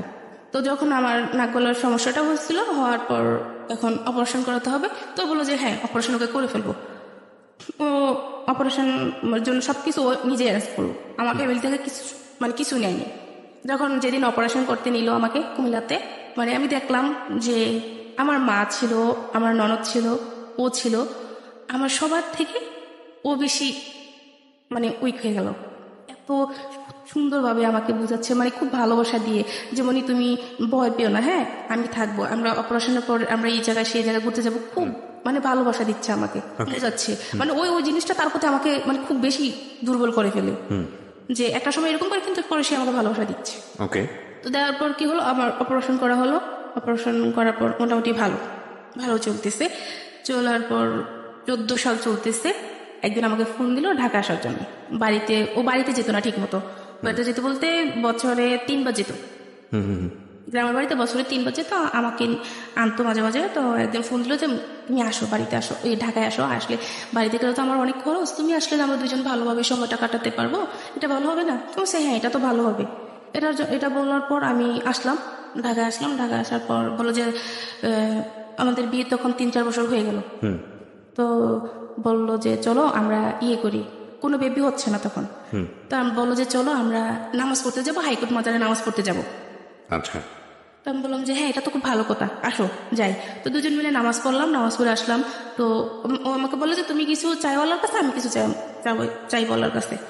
তো আমাকে বললো যে আমি বলবো না, কিন্তু তুমি বলতে হবে তুমি কি চাইছো আল্লাহর কাছে। তো এটা বলার পর আমি কি করলাম, যাক আসলাম, নামাজ পড়ে আসলাম। আসার পর এখন বাহিরে বসে একটা ফুচকা দোকানে বসলাম। বসার পর বললো যে তুমি কি চাইছো আল্লাহর কাছে। আমি বললাম যে বলবো, বলে কি, আমি একটা বেবি চাইছি আল্লাহর কাছে, যে আমার একটা বেবির দরকার, অনেকদিন তো হয়ে গেলো বিয়ে হলো, এখন আমার একটা বেবির দরকার। তো আর কিছু চাইতে পারলো না, তুমি বেবি চাইতে গেলা। তুমি চাইতে আমার যাতে ভালোভাবে ইনকাম করতে পারি, আমার টাকা পয়সা হোক, তারপরে তোমার বেবি।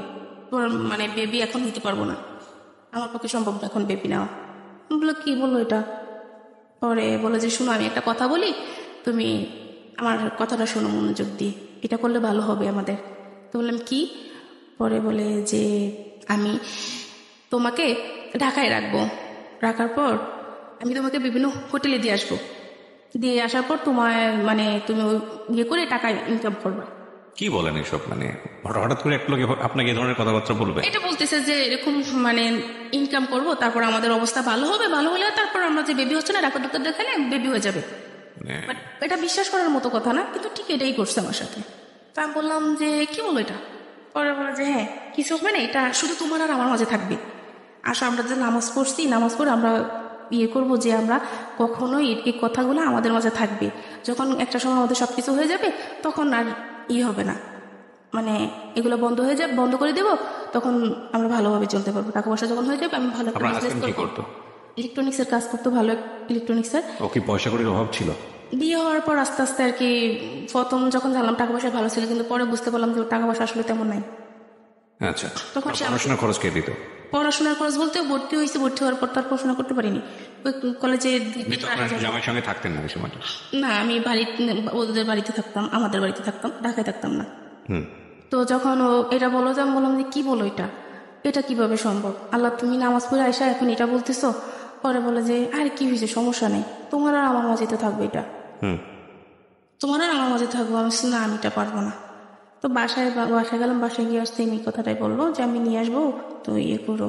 বলছে না আমি এটা পারবো না, আমি এটা পারবো না, তুমি যাই করো না কেন আমি এটা পারবো না, আমাকে বাড়ি পাঠিয়ে দাও, আমি বাড়ি চলে যাবো। ওকে, আল্লাহর ভয় করো, আমরা মূল্যে কি করব, এটা তুমি কি ধরনের কথা বলো। এটা বলে অনেকবার বোঝানোর পর তো বলো যে আচ্ছা ঠিক আছে, ওখানে ঠিক আছে। পরের দিন আমি বাড়িতে চলে গেলাম, কাউকে কিছু বললাম না এটা নিয়ে। বাড়িতে চলে গেলাম। বাড়িতে চলে যাওয়ার পর কি হলো, একদিন আমি শুয়েছি, ঘরে শুয়েছি, গোসল করে এসে শুয়েছি। তো আমার ছোট দেবর কোথায় থেকে যেন আসলো, আয়েশা, মানে হঠাৎ করে এসে আমার গালে একটা কিস করলো। করার পর আমি লাফ দিয়ে উঠলাম। লাফ দিয়ে উঠার পর বললাম যে তুমি এটা কি করলা, তুমি এটা কি করলা, এটা কি তোমার উচিত হয়েছে? আমি সবাইকে এখন বলে দেবো। তো বললো যে ভাবি কাউকে কিছু বললেন না। এখন মানে আমি চিন্তা করতেছি কি করবো, ওকে বলবো না আমার শাশুড়িকে বলবো। এর আগেও মানে ইয়ে করতো, আসতো, বসতো কাছে বা জড়িয়ে দেওয়ার চেষ্টা করতো, বলছে এগুলো করো না, এগুলো ভালো না, আমি মাকে বলবো, এরকম বলতাম। হঠাৎ করে তো ওই দিন সে আমার সাথে সেই কাজটা করলো। করার পর কি করলাম, আমি মানে কাউকে কিছু বললাম না আর, মানে ভাবতেছি কি করব। তো কাউকে কিছু না বলার পর আমি আমাদের বাড়িতে চলে আসলাম। এখন ও বলতেছে যে আমি ওদের বাড়িতে যেতে পার। যাওয়ার পর বললো যে আমি যাব না। কেন যাব না? যাব না, খুব ঝগড়া হচ্ছে এটা নিয়ে, যাব না। পরে বললাম যে কেন যাবো আমি তোমাদের বাড়িতে, তোমার ভাই এই কাজ করছে আমার সাথে, এখন আজকে সে এটা করলো, কোনোদিন যে সে অন্য কিছু করবে না সেটা কোনো মানে শিওর তুমি দিতে পারবা? এটা আমার বাবা শুনলো, আমার কাকা তখন এটা শুনলো। শোনার পর কি করলো, আমার কাকা তখন খুব রাগ করলো। ওই যে আমি মেয়ে বিয়ে দিছি একজনের কাছে, আমার মায়ের সাথে এরকম জানা হবে, আমি এখানে মেয়ে দিব না, এখানে যত কিছু হোক আমার প্রয়োজনে যা করার লাগে আমি আমার মেয়েকে নিয়ে আসবো, আমি এখানে মেয়ে দিব না।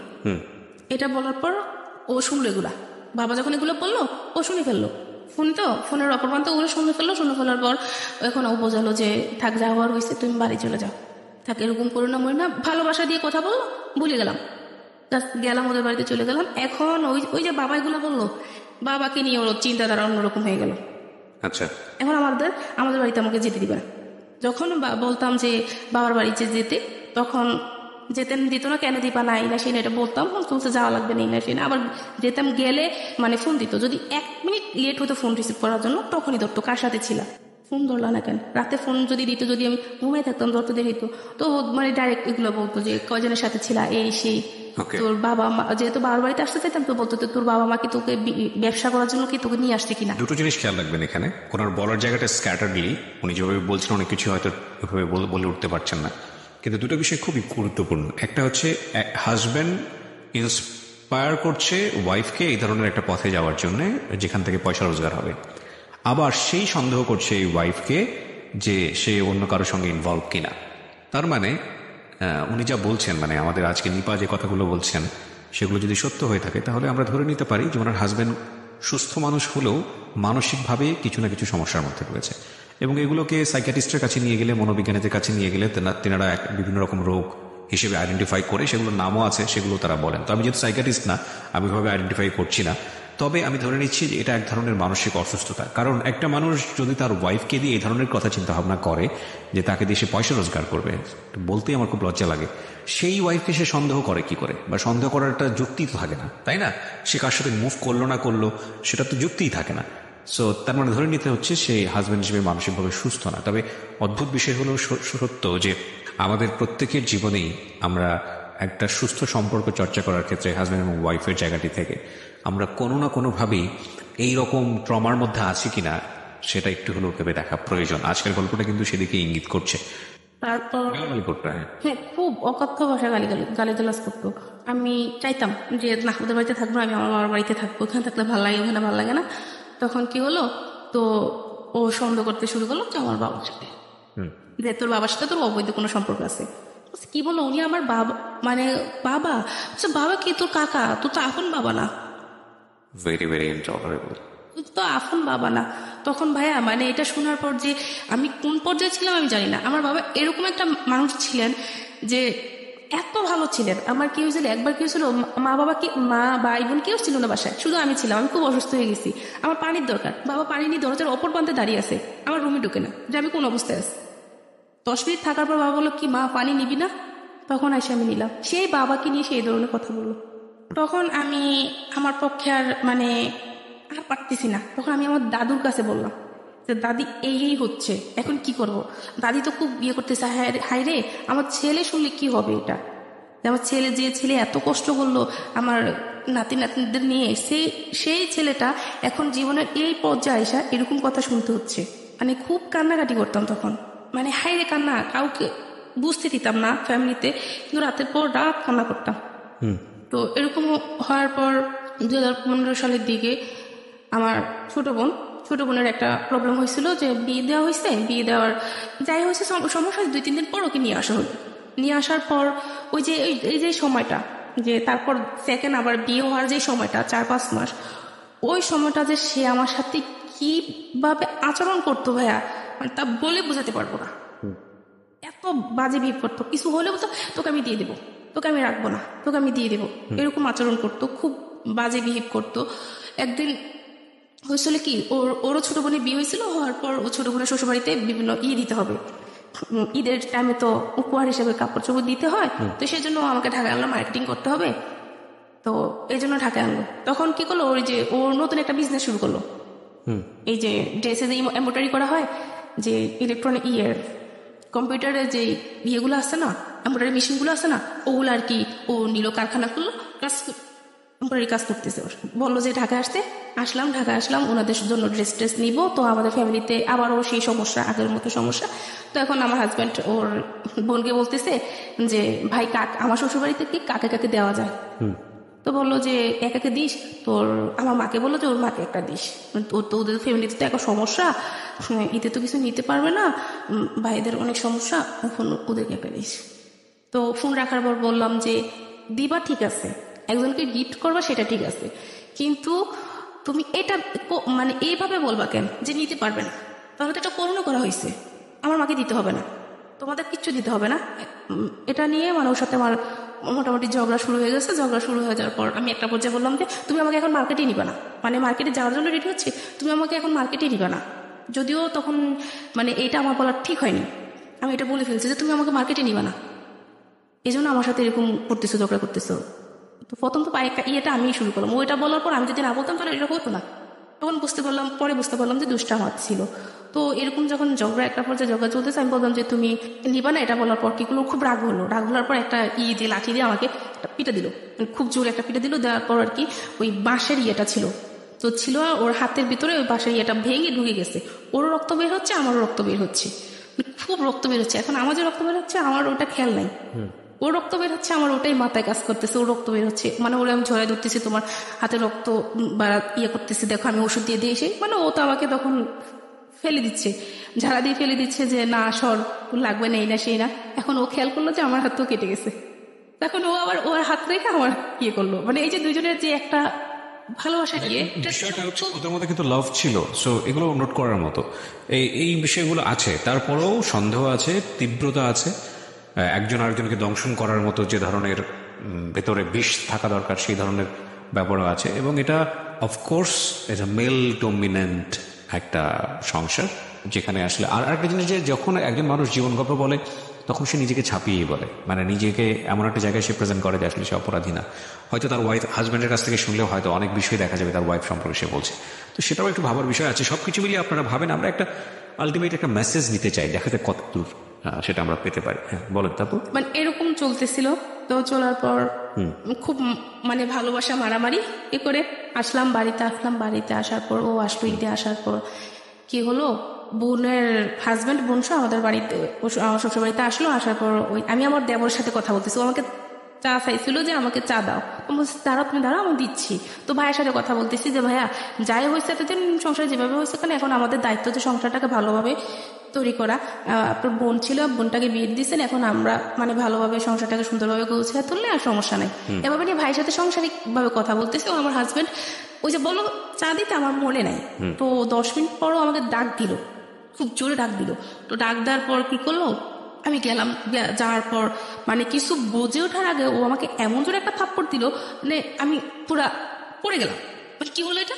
তো আমি তখন হাসতেছি, আমার চিন্তাধারা ছিল যে আমি এখন যদি মানে কোনো কিছু জোরে কোনো কিছু করি, তাহলে আমার ননদ আছে, ওর হাজব্যান্ড আছে, ননদ আছে, ওর হাজবেন্ড আছে, ওরা যদি শুনে তাহলে ব্যাপারটা খারাপ দেখান না, আমার ননদ কথা শুনতে হবে শ্বশুর বাড়িতে। আমি একটা মেয়ে হয়ে অন্তপক্ষে এটা পারবো না, আমার ননদ আমার সাথে যাই করুক না কেন বা ও যাই করুক না কেন। তো এটা বলার পর আমি কি করলাম, ওকে চা এনে দিলাম। আমার মা আমার ছোট বোন তখন ওদের বাড়িতে ছিল, অন্য ঘরে ঘুমালো। তো আমি কি করলাম, ওকে চা এনে দিলাম। চা এনে দিলাম, ও কি করলো, হাত থেকে পিরিচ ছিল, পিরিচটা ফেলে দিয়ে গায়ের ভিতরে আমার চা ঢেলে দিল, গরম চা পিঠে ঢালার পর আর কি। তারপরে কিছু বলি না, তখন ওর পায়ে ধরে বসেছি যে জানে একটা কথাও বলো না, তুমি চা বলার পরে বলো ঘরে নতুন জামাই আছে, মানে এভাবে বলতেছে ওকে, জান পাখি যা আছে ওকে এগুলো বলে মানে। তারপর শুনলাম, শোয়ার পর চোখ বন্ধ করে কতক্ষণ পর আবার দেখে আমার গায়ে মারতেছে, মানে এতক্ষণ কিসের কথা বলতে কার সাথে? আমার দেওরের সাথে। আমি তোকে বললাম, এখন মারার পর এখন আমার শাশুড়ি হঠাৎ করে উঠলো, উঠে দেখে যেরকম হচ্ছে। তো আমার শাশুড়ি কি শুরু করলি, এখন আমার শাশুড়িকে বকতেছে আপনার হাজবেন্ড, হ্যাঁ, যে খেয়াল রাখে না কিভাবে চলতেছে ঘরের ভিতরে বা কিছু খেয়াল রাখে না, মাকে খুব বকতেছে। তো মানে আপনাকে মারছে কেন? ওনার ভাই থেকে তো শাসন করা উচিত ছিল। ওদের সাথে না, ভাইয়ের সাথে আমরা খারাপ কোনো কথা বলতেছি না, ভাই তো খারাপ কিছু বলতেছে না আমাকে, আমি তো সংসারের বিষয়ে কথা বলতেছি। তো ওর মাথায় কি আমি তো সেটা বুঝতে পারতেছি না, ও কেন এরকম করতেছে। একটা সময় সে আমাকে ভালোবাসতেছে, আমার অসুস্থ হয়ে গেলে মানে আমাকে সে কি করবে, শুধু চিন্তাধারা এটা থাকে যে কোন ডাক্তার দেখালে আমাকে ভালো হবে, কোথায় নিলে আমাকে ভালো হবে, তার মাথায় শুধু এসব কাজ করে। আমার 19 থেকে 20 হতে গেলে আমার মারামারি গালাগালি খুব এরকম চলতেছে। চলার পর তখন পরের দিন আমার এটা মিটমাট হয়ে গেল, নিজে সব মিটমাট করে ফেললো।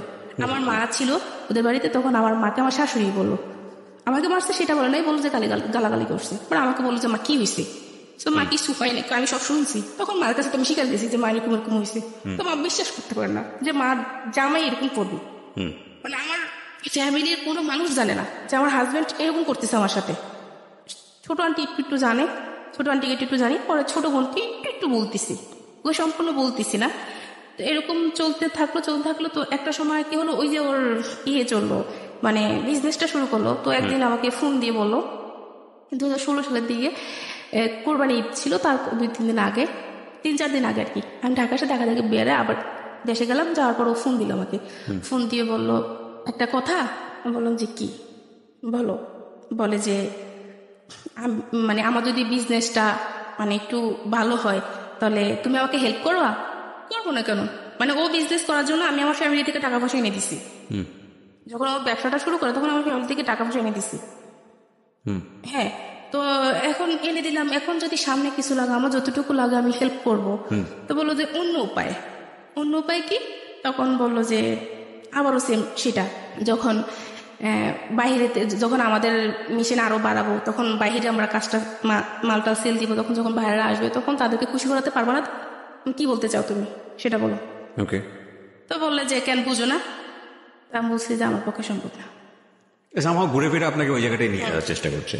তখন আমি ওর সাথে রাবিভ করলাম যে তুই কেন এরকম করতেছিস আমার সাথে, আর আমি কার জন্য করবো, তোর ভাই বোনের জন্য কেন করবো? আমি ওদের সাথে আমি কোনো অন্যভাবে চলতেছি না, তোর ভাই বোনের জন্য কেন আমি এটা করবো? আমার বাচ্চা আছে, আমি কাকে খাওয়াবো? আমার একটা বাচ্চাও নিতেছে না। বাচ্চা নেওয়ার কথা বলে যে এখন নেওয়া যাবে না। বাচ্চা নেওয়ার জন্য ফোন দিলে বলতাম যে আমার বাচ্চার দরকার এসে, তখন কি করতো সে বলতো যে আমি পারবো না, বাচ্চা নিব, এখন নিতে পারবো না, এখন নিলে আমার ফ্যামিলি দেখবে কে? তোর বাচ্চা নিলে এখন আমার কিডনি বিক্রি করতে হবে, কিডনি বিক্রি করে তারপর আমার সংসার চালাতে হবে, আমি এখন বাচ্চা নিতে পারবো না, এইসব বলতো। তখন এটা যখন এদিন এটা বলছে, ওর সাথে আমি খুব রাবিভ করছি, তুই তুকারি করে কথা বলছি, মানে খুব ঝগড়া করছি ওর সাথে। আমি ঝগড়া করে তখন চিন্তা করলাম যে এখন কি করা যায়। তখন ঢাকায় যখন আসতাম না, তখন মাঝে মাঝে আপনার জীবনের গল্প আমি শুনতাম। আচ্ছা, জীবনের গল্প আমি শুনতাম। তো ওখান থেকে যে একটা কথা বলতে না, যে যা করবো মানে ভেবে চিনতে, একটা সিদ্ধান্ত নেওয়ার আগে ভেবে চিনতে সিদ্ধান্ত নিতে হবে, হঠাৎ করে কোনো সিদ্ধান্ত নেওয়া যাবে না। এইসব বলতেন বা আপনার কথার মানে বোঝানোর ইয়াটা আমার খুব ভালো লাগতো, শুনতাম। তো এটা নিয়ে ও খুব ইয়ে করতো, এগুলা কি শোনো, এসে এগুলো ভালো না, এগুলা খুব খারাপ, মানে এটা নিয়ে এটা মানে একদিন একটা থাপ্পড় পর্যন্ত দিছে আমাকে। আমি কি বলে, এগুলো শোনা খুব ভালো, এগুলো খুব ভালো একটা অনুষ্ঠান, বলেন এগুলো ফালতু, এগুলো ভালো না, এগুলো বলতো। আমি তখন নিউজ পেপার পড়তাম প্রচুর, এটাও পড়তে দিত না। আচ্ছা, মানে পড়াশোনা বা অন্য জগৎ থেকে সম্পূর্ণ দূরে রাখতেছে আমাকে। পড়াশোনাটা এদিক দিয়ে বন্ধ হয়ে গেছে, এত দূরে আমি কলেজে যাওয়া সম্ভব না, আসা যাওয়া, বা আমার বাবার বাড়িতে আমি থাকি বেশি, সেক্ষেত্রে আমি এখানে পড়াশোনা করতে পারবো না। আস্তে আস্তে পড়াশোনা মানে মাথা থেকে ঝেড়ে দিলাম, জেলে দেওয়ার পর মানে এভাবে একটা সংসারে চলতেছে, এভাবে কি পড়াশোনা করা যায়? দৈনিক এসব নিয়ে ঝগড়াঝাটি, আমি ভালো না, আমি খারাপ, আমি অন্য কারোর সাথে ছিলাম, আমার বাবাকে নিয়ে সন্দেহ, এভাবে নিয়ে সবকিছু মিলিয়ে একটা মানুষের পক্ষে সম্ভব না। আমিও অসুস্থ দিনের পর দিন অসুস্থ থাকতাম। তো এই যে অসুস্থ থাকতাম সেই দেখতো, ডাক্তার সেই দেখাতো। আমার অ্যাপেন্ডিসাইডের সমস্যা হয়েছিল, অপারেশন করেছে সেই করছে এগুলা, 1 টাকা আমার ফ্যামিলি থেকে দেওয়া হয়নি, সম্পূর্ণ কিছু ও খরচ করলো। তখন ভাবতাম যে সে আমাকে ভালোবাসে, আমি তাকে ভালোবাসি, তাকে ছাড়া আমি একটা মিনিটও চিন্তা করতে পারতাম। মানুষটা ভালো, হয়তো বা তার সমস্যা কিছু। তখন আমি আমার ননদকে বললাম যে তোমার ভাই তো এরকম এরকম করতেছে। মাকে বললাম যে মা, আপনার ছেলে তো এরকম করতেছে, একটা কাজ করেন, আপনার ছেলেকে একটা ডাক্তার দেখান, একটা ডাক্তার দেখালে তার ভালো হবে। সে যে এরকম করতেছে, একটা ডাক্তার দেখালে খুব ভালো হবে। আর তো ওর আবার মাঝে কি শারীরিক একটু সমস্যা ছিল, শারীরিক একটু সমস্যা ছিল। তো আমার কথা হচ্ছে যে সমস্যা দিচ্ছে, সমাধান করবে সে। আচ্ছা, আমার সবসময় এটা মনে হতো। তো ও বলতো যে আগে পায়া তুমি এখন আসো, এজন্য খুশি, কোনো সমস্যা নেই, মানে ও এটা ভাবতো। কিন্তু আমার কথা হচ্ছে যে আল্লাহ সমস্যা দিচ্ছে, আল্লাহ সমাধান করে, তুমি ডাক্তার দেখাও। আপনি মানে প্রবলেমটা আসলে কার ছিল, আপনাদের হাজব্যান্ড ওয়াইফের মধ্যে, যে বেবি না হওয়ার প্রবলেম? বেবি না হওয়ার জন্য তো কোনো ডাক্তারই দেখানো হয় নাই। কিন্তু বেবিতে আপনারা হচ্ছে না, বেবি চাচ্ছেন, ঠিক আছে, তো আপনারা আমি চাচ্ছি, ও চাচ্ছে না। তো একবার যেহেতু আমার পিরিয়ডের সমস্যা, আবারও আমি ঢাকাতে একটা মহিলা ডাক্তার দেখালাম। তো দেখানোর পর ওখানে মহিলা ডাক্তার একটা ওষুধ দিল আমাকে, এই ওষুধটা খাবেন, ওই ওষুধটা খেলে তারপর হাজব্যান্ড একসাথে থাকে, বেবি হবে ইনশাল্লাহ। কিন্তু আমার হাজব্যান্ড ওই ওষুধটি আমাকে কিনে দেয়নি। আমি বলি ওই ওষুধটা কিনো, কেন কিনো, তুই বেশি কথা বলবা না, প্রবলেম। ওকে, ঠিক আছে। এরকম ভাবে চলতেছে পরে চলার পর যখন ও আমাকে এটা বললো, তখন সিদ্ধান্ত নিলাম যে না, আর সহ্য করা যায় না। তখন একটা কাজ করি, যে এই যে সে যে আমার সাথে এরকম করতেছে, তো আমাকে যা করতে হবে ভেবে চিন্তে করতে হবে। বোকা তো মানে বোকার মতো এতদিন সবকিছু সহ্য করছি, আমাকে এখন প্রমাণ করতে হবে যে আসলে সে মানুষ খারাপ, সে ভালো না। সবার কাছে সে অনেক ভালো একজন মানুষ, তাকে আমার প্রমাণ করতে হবে যে সে মানুষ ভালো না। তখন যখন যেদিন কোন একটা বিষয় নিয়ে ঝগড়াঝাটি, গালাগালি শুরু হয়ে যেত, 19 থেকে ফোন দিতে ধরতে একটু দেরি হতো, তো এই শুরু হয়ে যেত। তখন আমি আমার বোনকে শোনালাম, আমার মাকে শোনালাম, বাবা তো আগে থেকেই বুঝতে পারলো, শোনালাম, সবাইকে শোনালাম। সবাই মোটামুটি বুঝতে পারতেছে যে আমার হাজবেন্ড খারাপ। তো এটা জানার পরে কি হলো, আমি ঢাকাতেও আস্তে আস্তে আমার বড় মামি বা আমার মামাতো বোন টুন হোক, আমার মেজো মামি, সবাইকে মোটামুটি আমি জানালাম। সবাই মোটামুটি দেখলো, বুঝতে পারলো, সবাই বুঝতে পারলো যে ও আসলে মানে মানুষ হিসাবে বেশি ভালো না। এতদিন মানে ও মুখোশ পড়া ছিল, কিন্তু আসলে সে মানুষ ভালো না। এরকম করার পর কিন্তু ও যে আমার সাথে ওগুলো প্রপোজ করতেছে, ওটা শুধু আমার ছোট বোনকে বললাম আমি, যে মনি এরকম তোর ভাইয়া করতেছে আমার সাথে। ছোট বোনটার বিয়ে হয়ে গেছে, তার বিয়ে হয়ে গেছে। তখন বিয়ে হয়ে যাওয়ার পর ছোট বোনটাকে বললাম যে তোর ভাইয়া তো আমাকে এগুলো বলে। তখন ও বললো যে আপু তুই একটা কাজ কর, তুই যাইস না, ভাইয়ের কাছে যাইস না, এভাবে মানুষের জীবন চলে না, তুই যাইস না, কত সহ্য করবি তুই, আর কত সহ্য করবি। এটা বলার পর আমি সিদ্ধান্ত নিলাম যে আস্তে আস্তে সবকিছু মানে ওর কাছ থেকে আমার দূরে সরে যেতে হবে। কিন্তু এখন ওই যে আমি আমার ফ্যামিলির পক্ষ থেকে ওর জন্য যে আমি ফ্যামিলি থেকে টাকা পয়সা আনলাম, ওটা তো আমার দিতে হবে। তার আগেও সে টাকা পয়সা আনছে, ওই টাকাটাও এখনো দেওয়া হয় না। আমার নিজের রিক্সে যেটা আনলাম, আমার নিজের রিক্স নিয়ে মামির কাছ থেকে টাকা নিলাম, সেই টাকাটা তো আমাকে তাকে দিতে হবে। সবার টাকাটা বাদ দেখ, আমি তো মামির টাকাটা নিতে হবে। তো এই কটা দিন আমি তার সাথে ভালো বাবু খাটে টাকাটা উঠে নিই, তারপরও আমি যা করার করবো, সবাইকে তখন জানাবো। এটা হওয়ার পর আমি কি করলাম, যে চলতেছি। এখন ও ফোন দিত না।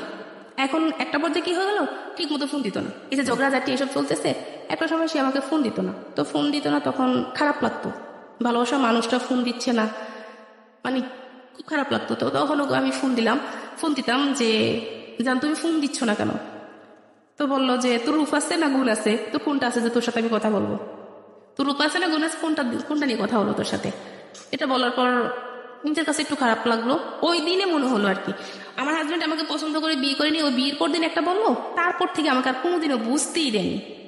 ও মায়ের সাথে বোনের সাথে যাই খারাপ ব্যবহার করতো, আমাকে কোনোদিন বুঝতে দেয়নি যে মানে সে আমাকে পছন্দ করেনি বা কালো বলে সে আমাকে কোনো অবহেলাই করেনি, এরকম কোনো কিছু বুঝতে দেয়নি। তখন যখন সে আমাকে এই কথাটা বললো, তখন আমি মানে অনেকটা খারাপ লাগলো আমার কাছে। তো খারাপ লাগার পর আমি আমাদের বাড়িতে আসলাম, আসার পর মাকে বললাম যে মা এরকম মানে আপনার জামাইতে এই কথা বলতেছে আমাকে। তো বলার পর মা বলে যে মানুষটা বর্তমানে কত কিছু ব্যবহার করে, তো এসব ব্যবহার কর, তুই দেখবি ফস হয়ে যাবি। মা এগুলো কি বললেন, এগুলো তো ঠিক না, কয়দিন ব্যবহার করুন কালো হয়ে যাবে আবারও। তো মা কি করলো, একজনের কাছ থেকে পরামর্শ টর্শ নিয়ে তুই ব্যবহার করে গেলাম, তাকে এগুলো ব্যবহার করা শুরু করলাম। এগুলো ব্যবহার করা শুরু করলাম, মোটামুটি মানে ভালো ফলো পাচ্ছি। তো এখন কি হলো দেখতেছি না, মানে ওর চিন্তাধারা এখন এরকমই, কোনো কিছু তো হইলে বাবাকে নিয়ে সন্দেহ। আর ওই যে ওইটা বললাম, ওইটা এখন আপাতত তো পর আমি ঢাকায় আসলাম, একবার ঢাকা বেড়াতে আসলাম। আসার পর ও বলতেছে দেখো আমার মানে ওর সমস্যা, ও সেটা প্রকাশ করেনি বা বলতে চায় না। বলে চলো আমরা একটা কাজ করি, যে আমরা 2-3 মিলে কিছু করি। কি করবা? তোমরা বলো 2-3 মিলে কিছু করি, এটা তো মজা পাওয়া যাবে। এমনিতে ডাইরেক্ট বলতেছে, তুমি যেগুলো বলতেছো আমি তো এগুলো সবাইকে বলে দেবো, আমি তো আর ভিতরে রাখবো না এগুলা। তো বললে সমস্যা কি? কোনো সমস্যা আছে আমার? তোকে কে বিশ্বাস করবো? সবাই তো আমাকে বিশ্বাস করে, কেউ জানলে আমি জীবনও এটা করবো না। আমি বলবো তুমি মিথ্যা কথা বলছ। তো ওখানে আমি চিন্তা করলাম যে কথাটা ঠিক, কারণ ওকে সবাই খুব ভালোভাবে বিশ্বাস করে। ও এরকম মানুষই না, এরকম সবাই চিন্তা মানে করবে। এটা বলার পর তখন আমি ভাবলাম যে কি করা যায়, এখন কি করা যায়, না আর যাবো না। তখন ডিসিশন নিলাম যে আর না, আর যাবো না। তখন বাড়ি আসলাম, বাড়ি আসার কিছুদিন পর আবার ঈদ ঘনিয়ে আসলো। ও ঈদের সময় বাড়িতে গেল। বাড়িতে যাওয়ার পর দেখলাম যে একজন একভাবে ওর মতো চলতেছে, আমি আমার মতো চলতেছি। মানে দুজনের প্রতি ওই কোনো ভালোবাসা, কোনো কিছু আগ্রহী নাই। মানে আমার দিক থেকে আগ্রহটা মোটেই নাই। আমার দিক থেকে আমি আগ্রহটা অনেকটা কমিয়ে দিয়েছি, যে না এই লোকটার সাথে আমি আর কোনোভাবে সম্পর্ক মানে সামনে আর আগাবো না। যে লোকটা মানে আমার সাথে এরকম করতেছে, করার পরে কি হলো, আমি ওর সাথে কি নিয়ে জানি খুব ঝগড়া হলো আমার সাথে। ঝগড়া হওয়ার পর আমি বাবার বাড়িতে চলে আসলাম ঈদের টাইমে। চলে আসার পর এখন ডিসিশন নিলাম যে আমি আর যাবো না, ওর বার্তা খাবো না, এরকম চিন্তা করে সবাইকে বলে দিলাম। তো সব বলে কি হয়েছে, বললাম এরকম করতেছে আমার পক্ষে সম্ভব, আমি তো একটা মানুষ। এই যে এত কিছু হচ্ছে ওর সাথে আমার সাথে, ওর ফ্যামিলির প্রতি কখনো আমার কোনো কর্তব্যবোধ, কোনো কিছু আমার কমতি নাই। তাদের সাথে আমার যা করা দরকার তাই করতেছি। আর এরকম করতেছি। তারপর আমি কি করলাম, বারবারই চলে যাওয়ার পর তো আমার বড় মামির সাথে কথা হলো যে এরকম চলে আসবো। তো মামি বললো যে আচ্ছা ঠিক আছে, তুই একটা কাজ কর, তুই ঢাকা চলে আস। ঢাকায় এসে কদিন থাকা আমাদের এখানে, মানে উনি তো সবাই চেনা তারা ছিল, কদিন ঢাকায় থাকলে মানুষ তো আস্তে চেঞ্জ হয়ে যাবে। আগের সময় তো মানুষ এরকম হয়। তো ও ওদের বাড়িতে ছিল, আমি তখন ঢাকায় চলে আসলাম। ঢাকায় চলে আসার পর ওর সাথে আমার সাথে যোগাযোগ, একদিনে 2 দিন ফোন দিয়েছিল। বলছিলাম যে তুই আমার ফোন দিবি না, মানে তুই করি করতাম তখন, তুই আমার ফোন দিবি না, তোর সাথে আমার কোনো কথা নেই, আমি তোর ভাত খাবো না। এগুলো ওর সাথে ফোন রেখে দিলাম। রেখে দেওয়ার পর ওর সাথে আমার সাথে কোনো যোগাযোগ নেই। তো মামার বাসায় গেলাম, মামার বাসায় গিয়ে চলতেছে এরকম। মামার বাসায় গিয়ে 18 দিন ছিলাম। 18 দিন থাকার পর আমার চিকুনগুনিয়া হয়েছিল। চিকুনগুনিয়া হওয়ার পর তো আমি যে ডাক্তারের কাছে নিতে পারতেছি না, এত অসুস্থ বা সমস্ত শরীর ব্যথা, আমি নামতে পারতেছি না। ওইটা আবার মামার বাসায় যে দারোয়ান উনি দেখছে। তো মামার বাসায় যে দারোয়ান, ওই দারোয়ান আবার ওকে চিনি, আমার হাজবেন্ডকে খুব ভালোভাবে চিনে। তো চেনার পর ও লোকটা রাস্তা দিয়ে যাওয়ার সময় ওই লোকটা ডাক দিল, যে বললো যে ভাই এরকম ভাবি তো খুব অসুস্থ, ভাবি তো এরকম ঢাকায়, আপনি আসেন নাই যে ভাবি এরকম অসুস্থ। কি বললাম, হ্যাঁ, মানে ও তো ওই দিনই জানলো যে আমি ঢাকায়। এরা মাঝে কোনো কারোর সাথে কারো যোগাযোগ নেই, না আমার শ্বশুরবাড়িতে কেউ আমাকে ফোন দিচ্ছে, না আমার হাজবেন্ড আমাকে ফোন দিচ্ছে। তখন যখন ও জানলো, ও সাথে সাথে আসলো। সাথে আইসা না, ও ফোন দিল। ফোন দেওয়ার পর তখন আমার বড় মাই ফোন রিসিভ করলো, বললো যে আচ্ছা ঠিক আছে তুমি আসো, দেখি কি করা যায়, আসো। এখন ও আসলো। আসার পর তো মানে ও আমায় দেখে আর কি কান্নাকাটি করতেছে। আমি খুব অসুস্থ হয়ে গেছি, ও খুব কান্নাকাটি করতেছে, তুমি এতদিন পর্যন্ত ঢাকায়, এত আমাকে জানালো না, এই না সেই না। তো আমার তো ওর সাথে খুব রাগ, তোর সাথে আমার কিসের কথা, আমি তোর সাথে থাকবো না, তোর সাথে আমার কোনো কথা নেই। তখন বড় মামি বললো যে এত কথা বলিস না, রুমে আস, বসা কথা বলি, দেখি কি হয়েছে তোদের। তো এটা নিয়ে কি করলো, সবাই মিলে বসলাম। আমি, বড় মামি, ছোট মামি আর একটা লোক ছিল, উনি সব বসলাম। তো বসার পর বললাম যে মামি আমার সাথে এরকম করতেছে, মানে এর সাথে কিভাবে আমি থাকি, মানে ওই যে যেটা করতে বলতেছে এটা বলি নাই, শুধু বলতেছে যে সে কাকাকে নিয়ে আমাকে নিয়ে সন্দেহ করে, আমি কিভাবে থাকবো বলেন ওর সাথে। তো এটা বলার পর আমার মামি তখন বলে কি বলে এটা তোর, তখন শিখে গেছে, হ্যাঁ আমি এটা বলছি, ওইটা করে, মামির কাছে শিখে গেছে এটা, হ্যাঁ ওটা করে। তখন আমার মামিও পুরো স্তব্ধ হয়ে গেল, সবাই উপস্থিত সবাই স্তব্ধ হয়ে গেল যে ওটা কি বলে। মানে ফেরেশতা তুললে একটা মানুষের নামে সে কি বললো এটা? এটা বলার পর সবাই মানে মাথায় ঠিক মতোই গেল যে এই জামাই ভালো হবে না, আর এই মেয়েকে এখানে রাখা যাবে না। তখন এখন সে খুব কান্নাকাটি করতেছে, আমার মা মেয়ের কাছে যাচ্ছে, আমার পায়ে পড়তেছে, আমার পায়ে ধরতেছে যে তুমি আসো, আমাকে একটা বার সুযোগ দাও, আমি ঠিক হয়ে যাবো, তুমি আসো। তো যখন এই 18 দিন ছিলাম না, তা 18 দিনের মাঝে আমার ফোনে একটা ইমুতে একটা ফোন আসতো, খুব ফোন আসতো। তো লোকটা আমাকে বলতাম যে ফোন দিয়ে না, বা আমার মামাতো বোন বা মামি সবাই শুনতো যে আমি লোকটা খুব বকা দিতাম। আমি ব্লক করতাম, ব্লক হতো না, মানে বুঝতে পারিনি ব্লকটা যে প্রোফাইলে গিয়ে ব্লক করলে ব্লক হয় এটা আমি বুঝতাম না, মানে ততটা ইয়ে ছিল না আমার। তো খুব ফোন দিচ্ছে, তখন ও আমাকে বুঝাচ্ছে আসো শোনা, এইভাবে কেমনে হইব, আসো আমি এখন ডাক্তার দেখাবো, তোমাকেও ডাক্তার দেখাবো, আমিও ডাক্তার দেখাবো, আমরা বাচ্চা নিব, আমরা মানে সংসার করবো। তো আমি বললি যে তখন চিন্তা করলাম যে মানুষটা যে এত কান্নাকাটি করতেছে, তাহলে একটা কাজ করি, তাকে বলি যে আমাকে যে সে এত সন্দেহ করে, তাহলে তার কাছে আমাকে রাখো, সে আমাকে গাছতলায় রাখো, গাছতলায় থাকবো, সমস্যা নেই, তার সাথে আমি থাকবো। তো বললাম যে আমি তোমার কাছে থাকবো, আমাকে নিয়ে যে তোমার এত সন্দেহ, তাহলে আমি একা থাকবো না, আমি তোমার কাছে থাকবো, যাতে তোমার সন্দেহটা দূর হয়ে যায়। বলেছে আচ্ছা ঠিক আছে, আচ্ছা ঠিক আছে। তো যে রুম ছিল ওই রুম ভালো ছিল, আমি যতটুকু জানি যে রুমটা ভালো, 4তলা রুম আছে, একটা রুম দুজন মিলে থাকবো, একটা রুম তো দুজনের জন্য এনাফ, দুজন মিলে থাকবো, খাবো, খুব ভালো, রাজি হলাম। তো ওকে তখন যখন আসবো তখন আমি ওকে বললাম আর কি যে শুনো, আমার ফোনে না মানে একটা নাম্বারে খুব ফোন আসতেছে, তুমি দেখো এটা দেখে আবার তুমি তো আবার সন্দেহবাজ মানুষ, আবার সন্দেহ করো না, এই নাম্বারে ফোন আসতেছে, তুমি আমাকে সন্দেহ করো না, মানে এরকম আমি ব্লক করতেছি কিন্তু ব্লক হচ্ছে না। তো আচ্ছা ঠিক আছে, সমস্যা নেই। তো এটা বলার পর ওর কাছে আসলাম, ওর বাসায় নিয়ে আসলো আমাকে, যখন কানাকাটি করে সবাই বুঝালো আচ্ছা ঠিক আছে যা, আসলাম ওর বাসায়। ওর বাসায় আসার পর আমার ছোট বোনের হাজব্যান্ড তখন বাইরে ছিল, তো ফোন দিত, আমার বোনের ফোন দিছিল, ফোন দিচ্ছে কথা বুঝি না আমি। তো কি করলো, SMS করলো যে আপু আমি তো কথা বুঝতেছি না, তো আমি রাতে আপনাকে ফোন দিব। SMS করে লিখে দিল যে রাতে আপনাকে ফোন দিব। তো আচ্ছা ঠিক আছে, রাতে ফোন দিবে, ওইটা ওর হাতে বললো যে রাতে ফোন দিবে, ওর সাথে তোমার কিসের কথা রাতে? তো আমার ছোট ভাই, কি বলো তুমি, ও ছোট ভাইরা তো এরকম করে সেরকম করে, মানে আবারও চিন্তাধারা অন্যরকম যে আমার বোনের হাজব্যান্ডের সাথে আমার কি সম্পর্ক, ও কেন আমাকে রাতে ফোন দিবে। এটা নিয়ে আবার গিনজিম, এই 2 দিন না হতে আবার গিনজিম শুরু হয়ে গেছে, কি যে একটা অবস্থা, ঝগড়াঝাটি। তো আমি বুঝাতে লাগলাম যে এরকম করো না, এসব চিন্তা ছাড়ো, এসব চিন্তা ছাড়ো, ভালো হয়ে যাও, ভালো হয়ে চলি, এটা ভালো হবে। আমি একবার চলে গেছি, তারপর আবার আনছো, এখন আবার এরকম করতেছো না, সে বুঝতেছে না। তখন আমিও খুব রাগ করলাম, রাগ করে ওর সাথে তুই তুকারি করে আমিও ঝগড়াঝাটি করা শুরু করলাম, কেন এরকম করতেছিস তুই, মানে তুই তুকারি করে কথা বললাম। তো দেখ ওখানে আবার শান্ত হয়ে গেল, আবার সব ঠিকঠাক। এখন জানি তো যে রুমে নিচ্ছে, কিন্তু ও রুমে না, ছোট্ট আরেকটা রুমে, বলতেছে ওই রুমে আমার সবকিছু আছে, এই রুমে আমি থাকবো, ওই রুমটাতে থাকতে ভালো লাগে না, আমি এই রুমে থাকবো। তো একটা কাজ করবো, তো 4তলায় ছিল রুমটা, 2তলায় রুমটা এখন আবার 2তলায় রুম নিচ্ছে, 4তলায় অন্য দুজন থাকে। তো একটা কাজ করো, তুমি 4তলায় গিয়ে রান্না করো। এখন কি হতো, 2তলা থেকে 4তলায় রান্না করতে যেতাম, আবার 4তলা থেকে 2তলা এসব ঘুমাতাম, মানে এরকম 2তলা 4তলা 2তলা 4তলা চলতো। থাকি না, সমস্যা কি, মানে এটা দেখি না মানুষটা ভালো হয় কিনা। তখন কি হলো, ওই যে বললাম ইমুতে একটা ছেলে আমাকে ফোন দিছিল, তো ওই ছেলেটা একদিন ফোন দিল, ফোন দেওয়ার পর আমি বলতেছি দেখে আমি ব্লক করতে পারতেছি না, তুমি ব্লক করে দাও। আর যেহেতু ফোন দিচ্ছে, ফোন রিসিভ করার দরকার নাই, আমি তো লোকের সাথে কথা বলার কোনো দরকার নেই। তো এটা নিয়ে আবার ঝামেলা শুরু হয়ে গেল। তো ওই লোকটাকে ওই দিনে আমি কিভাবে জানি প্রোফাইলে গিয়ে আমি ব্লক করে দিলাম, শেষ। ওই দিনে ওই কাহিনীটা ওখানে শেষ, এটা নিয়ে ঝগড়া হওয়ার পর ওইখানে কাহিনীটা এটা শেষ। এখন কি করতো, রাতের বেলা আসতো, ঘুমাইতাম বা আমি শুয়ে থাকতাম, মানে হঠাৎ করে ওর কি মেজাজ খারাপ হতো জানি না, কোনো কিছু হইলে আমার আঙ্গুল দিয়ে খোঁচায় শরীরের ভিতরে খোঁচাইতো। ও মানে তুই কার সাথে কথা বলিস, কয়জনের সাথে কথা বলিস, মা তুলে গালিগালাজ করতো। ওকে, আমরা ইন ডিটেইলে না যাই, অশ্লীল কথাবার্তা বলতো। হ্যাঁ, এইসব তুলে গালিগালাজ করতো, আর মানে ইয়ে করতো, খুব বকাবাদ্য করতো।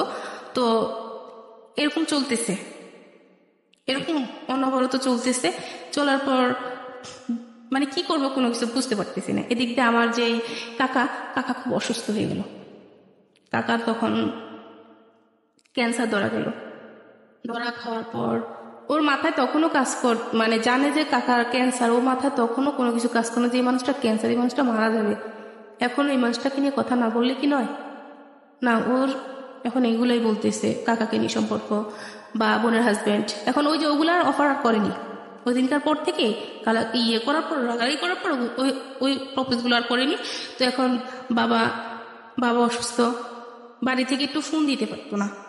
যখন মাকে ফোন দিতাম তো বলতো যে বাবা খুব অসুস্থ, তোর বাবার আজকে এই অবস্থা। তখন শুনলে খুব খারাপ লাগতো যে আমার মানে বাবার এই অবস্থা। আর আমি যখন থেকে আমার হাজব্যান্ড এগুলো সন্দেহ করা শুরু করলো তখন থেকে আমি কোনোদিনও মানে বাবা বলে জড়িয়ে ধরতে পারিনি যে এই মানুষটা আমার বাবা, কাকা, যে মানুষটা আমার ছোট থেকে বড় করছে। একটা দ্বন্দ্ব লাগতো, আপনার ভিতরটা জানি কেমন করতো যে এই মানুষটাকে নিয়ে আমার হাজব্যান্ড এত কথা বলে, যে মানুষটা আমাকে মা ছাড়া কথা বলেনি।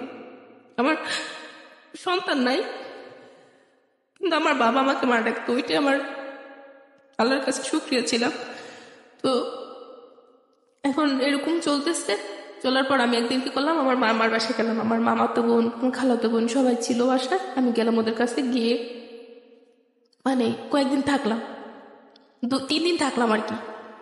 3 দিন থাকলাম। ওকে বললাম যে আমি থাকি, তো প্রথম দিল, কিন্তু পরে আসার পর আর কি এগুলো নিয়ে ঝামেলা করলো যে কেন ছিলি এই সেই, তোর কি খবর আছে যে আমি যে একটা মানুষ ছিলাম, খাওয়া দাওয়ার কষ্ট হচ্ছে, তোর কি এটা খবর ছিল? এটা নিয়ে আর কি ঝগড়াঝাটি হলো। ও করলো আমার সাথে, আমি করলাম যে তুমি কি কইতে চাও এইসব। মানে এখন তো আমি পুরোপুরি ওর থেকে মানে দূরে চলে যাচ্ছি, যে এই মানুষটার সাথে আমি থাকবো না, এই মানুষটার সাথে আমি থাকবো না। যতই সুযোগ দিয়ে যাই করি না কেন, এই মানুষটার সাথে আমি মন মিশিয়ে আমি চলতে পারবো না।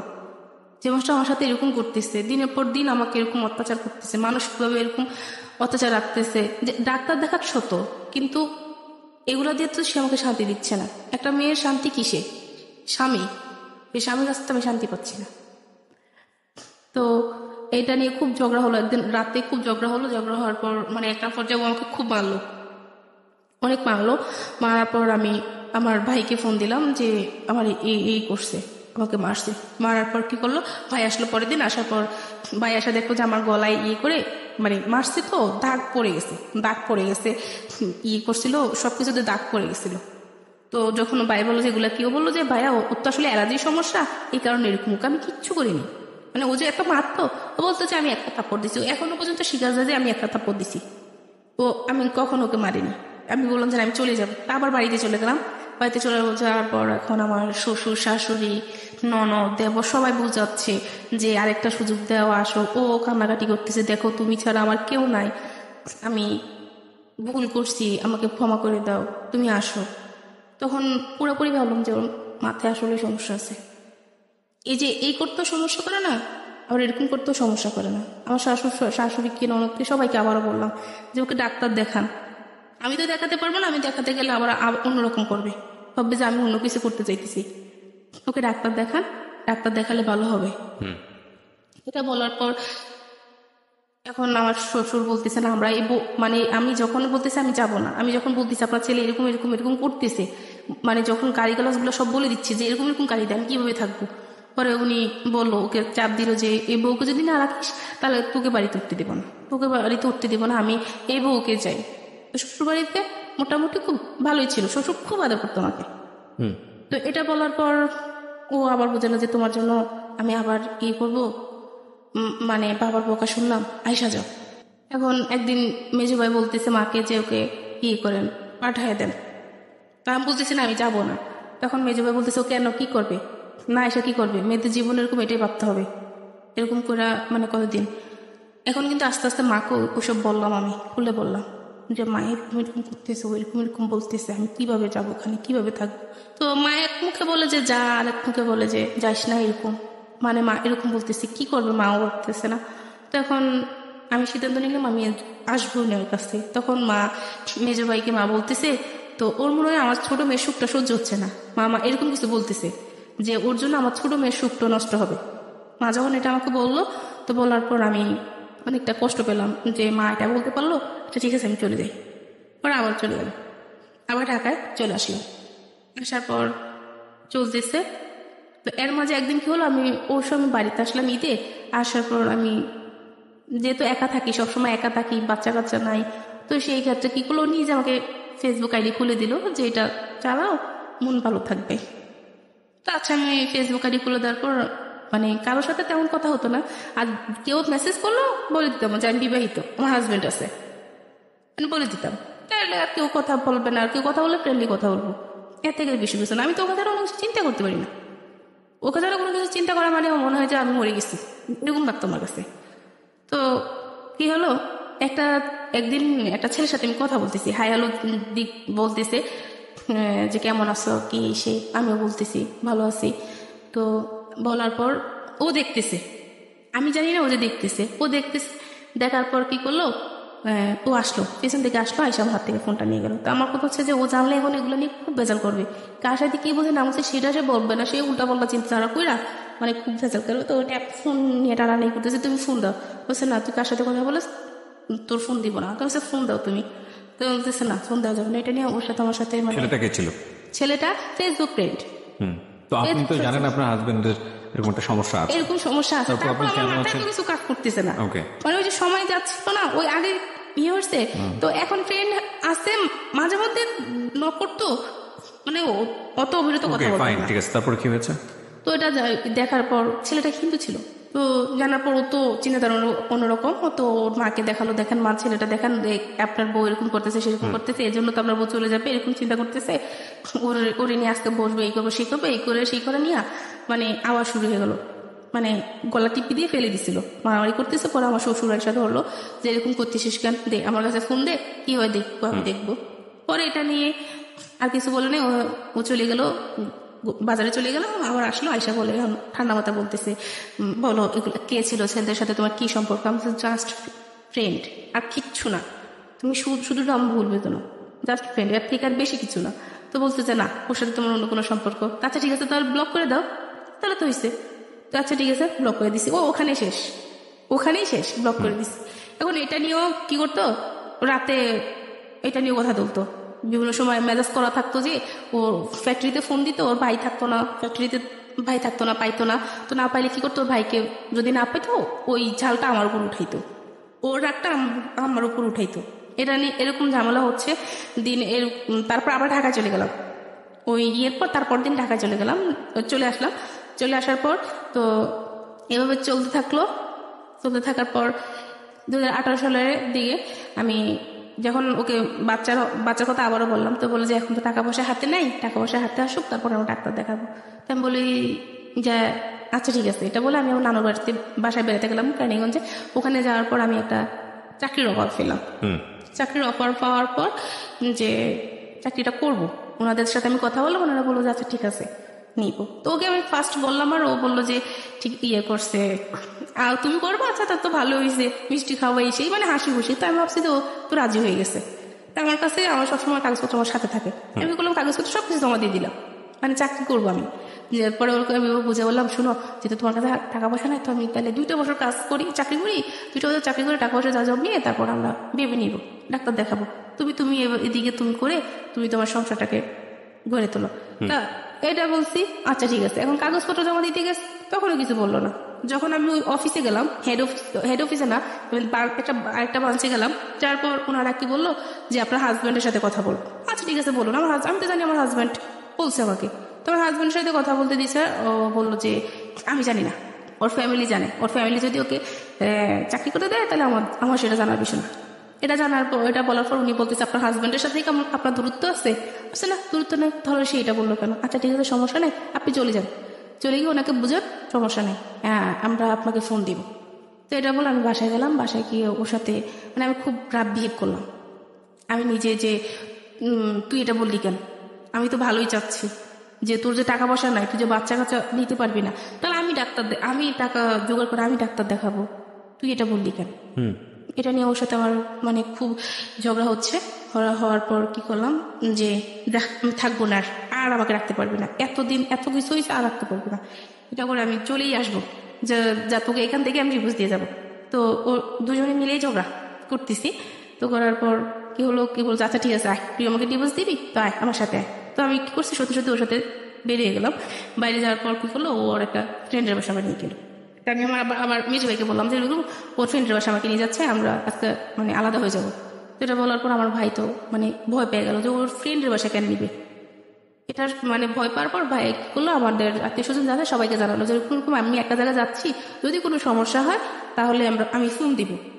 এটা বলে ওর ফ্রেন্ডের বাসায় গেলাম, দেখলাম যে না স্বাভাবিক, কোনো ফ্যামিলি বাসা যাওয়ার পর ওরা আমাকে বোঝালো যে এভাবে এরকম করেন না, নিয়ে আসলো যে ভাই দেখেন ও এরকম পাগলামি করতেছে, তো বুঝালো।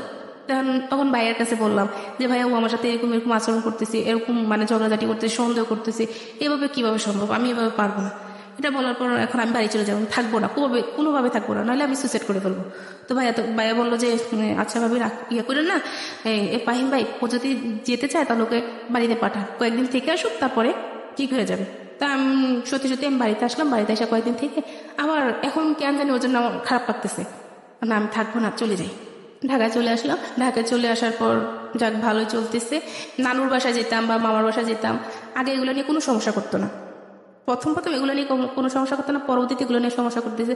যা ও ছাড়া আমি আমার ফ্যামিলির মানুষের সাথে অনেক জায়গা ঘুরতে যেতাম, যেতে দিত, এগুলো নিয়ে কোনো সমস্যা করতো না, এগুলো নিয়ে ভালো ইয়ে করতো। তো ঘুরতেছি ফিরতেছি ভালোই। এখন রমজানে কি করলাম, ও একদিন বসে বসে আমাকে বলতেছে যে তুমি কোনদিন জানি মানে টার্গেটে পড়ে গেছো। কি টার্গেটে তুমি কেমন মেরে ফেলবো নাকি, কিসের টার্গেট বলতেছে তুমি এগুলা, বলছে টার্গেটে পড়ে গেছো, তুমি হাসতেছে আর বলতেছে টার্গেটে পড়ে গেছো। তা আমি এটাতে খুব ভয় পাইছি যে কিসের টার্গেটে পড়ে যাচ্ছি আমি। তো বললো যে না কিছু না, এ বলে ও মানে তখনই চুপচাপ হয়ে গেল। তখন আমার খুব ভয় লাগলো যে সে কিছু একটা খারাপ কিছু একটা করতে যাচ্ছে, যে আমি টার্গেটে পড়ে যাচ্ছি। তখন আমি আমার ফ্যামিলিকে বললাম যে ওরকম করতেছে। এখন সবাইকে মোটামুটি বলা হয়ে গেল, এখন সবাই চাইতেছে যে চলে আয়। এখন সবাইকে বিশ্বাসও বলতে বললাম যে এখন আমাকে কেউ দোষ দিতে পারবে না, কেউ বলতে পারবে না যে আরেকটা সুযোগ দে, কেউ বলতে পারবে না ধৈর্য আমি দোষলাম।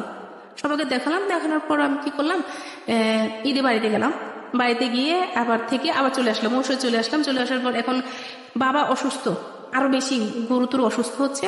তো গেলাম, বাড়িতে আসলাম, গেলাম, যাওয়ার পর বাবাকে দেখে এসে আবার চলে আসলাম। আবার 9 দিন পর আবার ফোন গেল যে বাবা খুবই অসুস্থ। তো তার আগের দিন আমি ওকে তার সাথে আমার যে সমস্যাটা হয়েছিল তো ওই দিন আমি হাসতেছি, দুজনে হাসাহাসি করতেছি, বলতেছে যে তোমার হাতের রান্না আসলে অন্যরকম, মানে খায় খুব তৃপ্তি পাওয়া যায়। আমি তো সব বাদ দাও, এবার দুষ্টামি পাচ্লাম, যা হয়েছে করো, এটা কাজ করো শোনা, এবার বাচ্চা নেওয়ার জন্য ডাক্তার দেখাই, এটা ভালো হবে।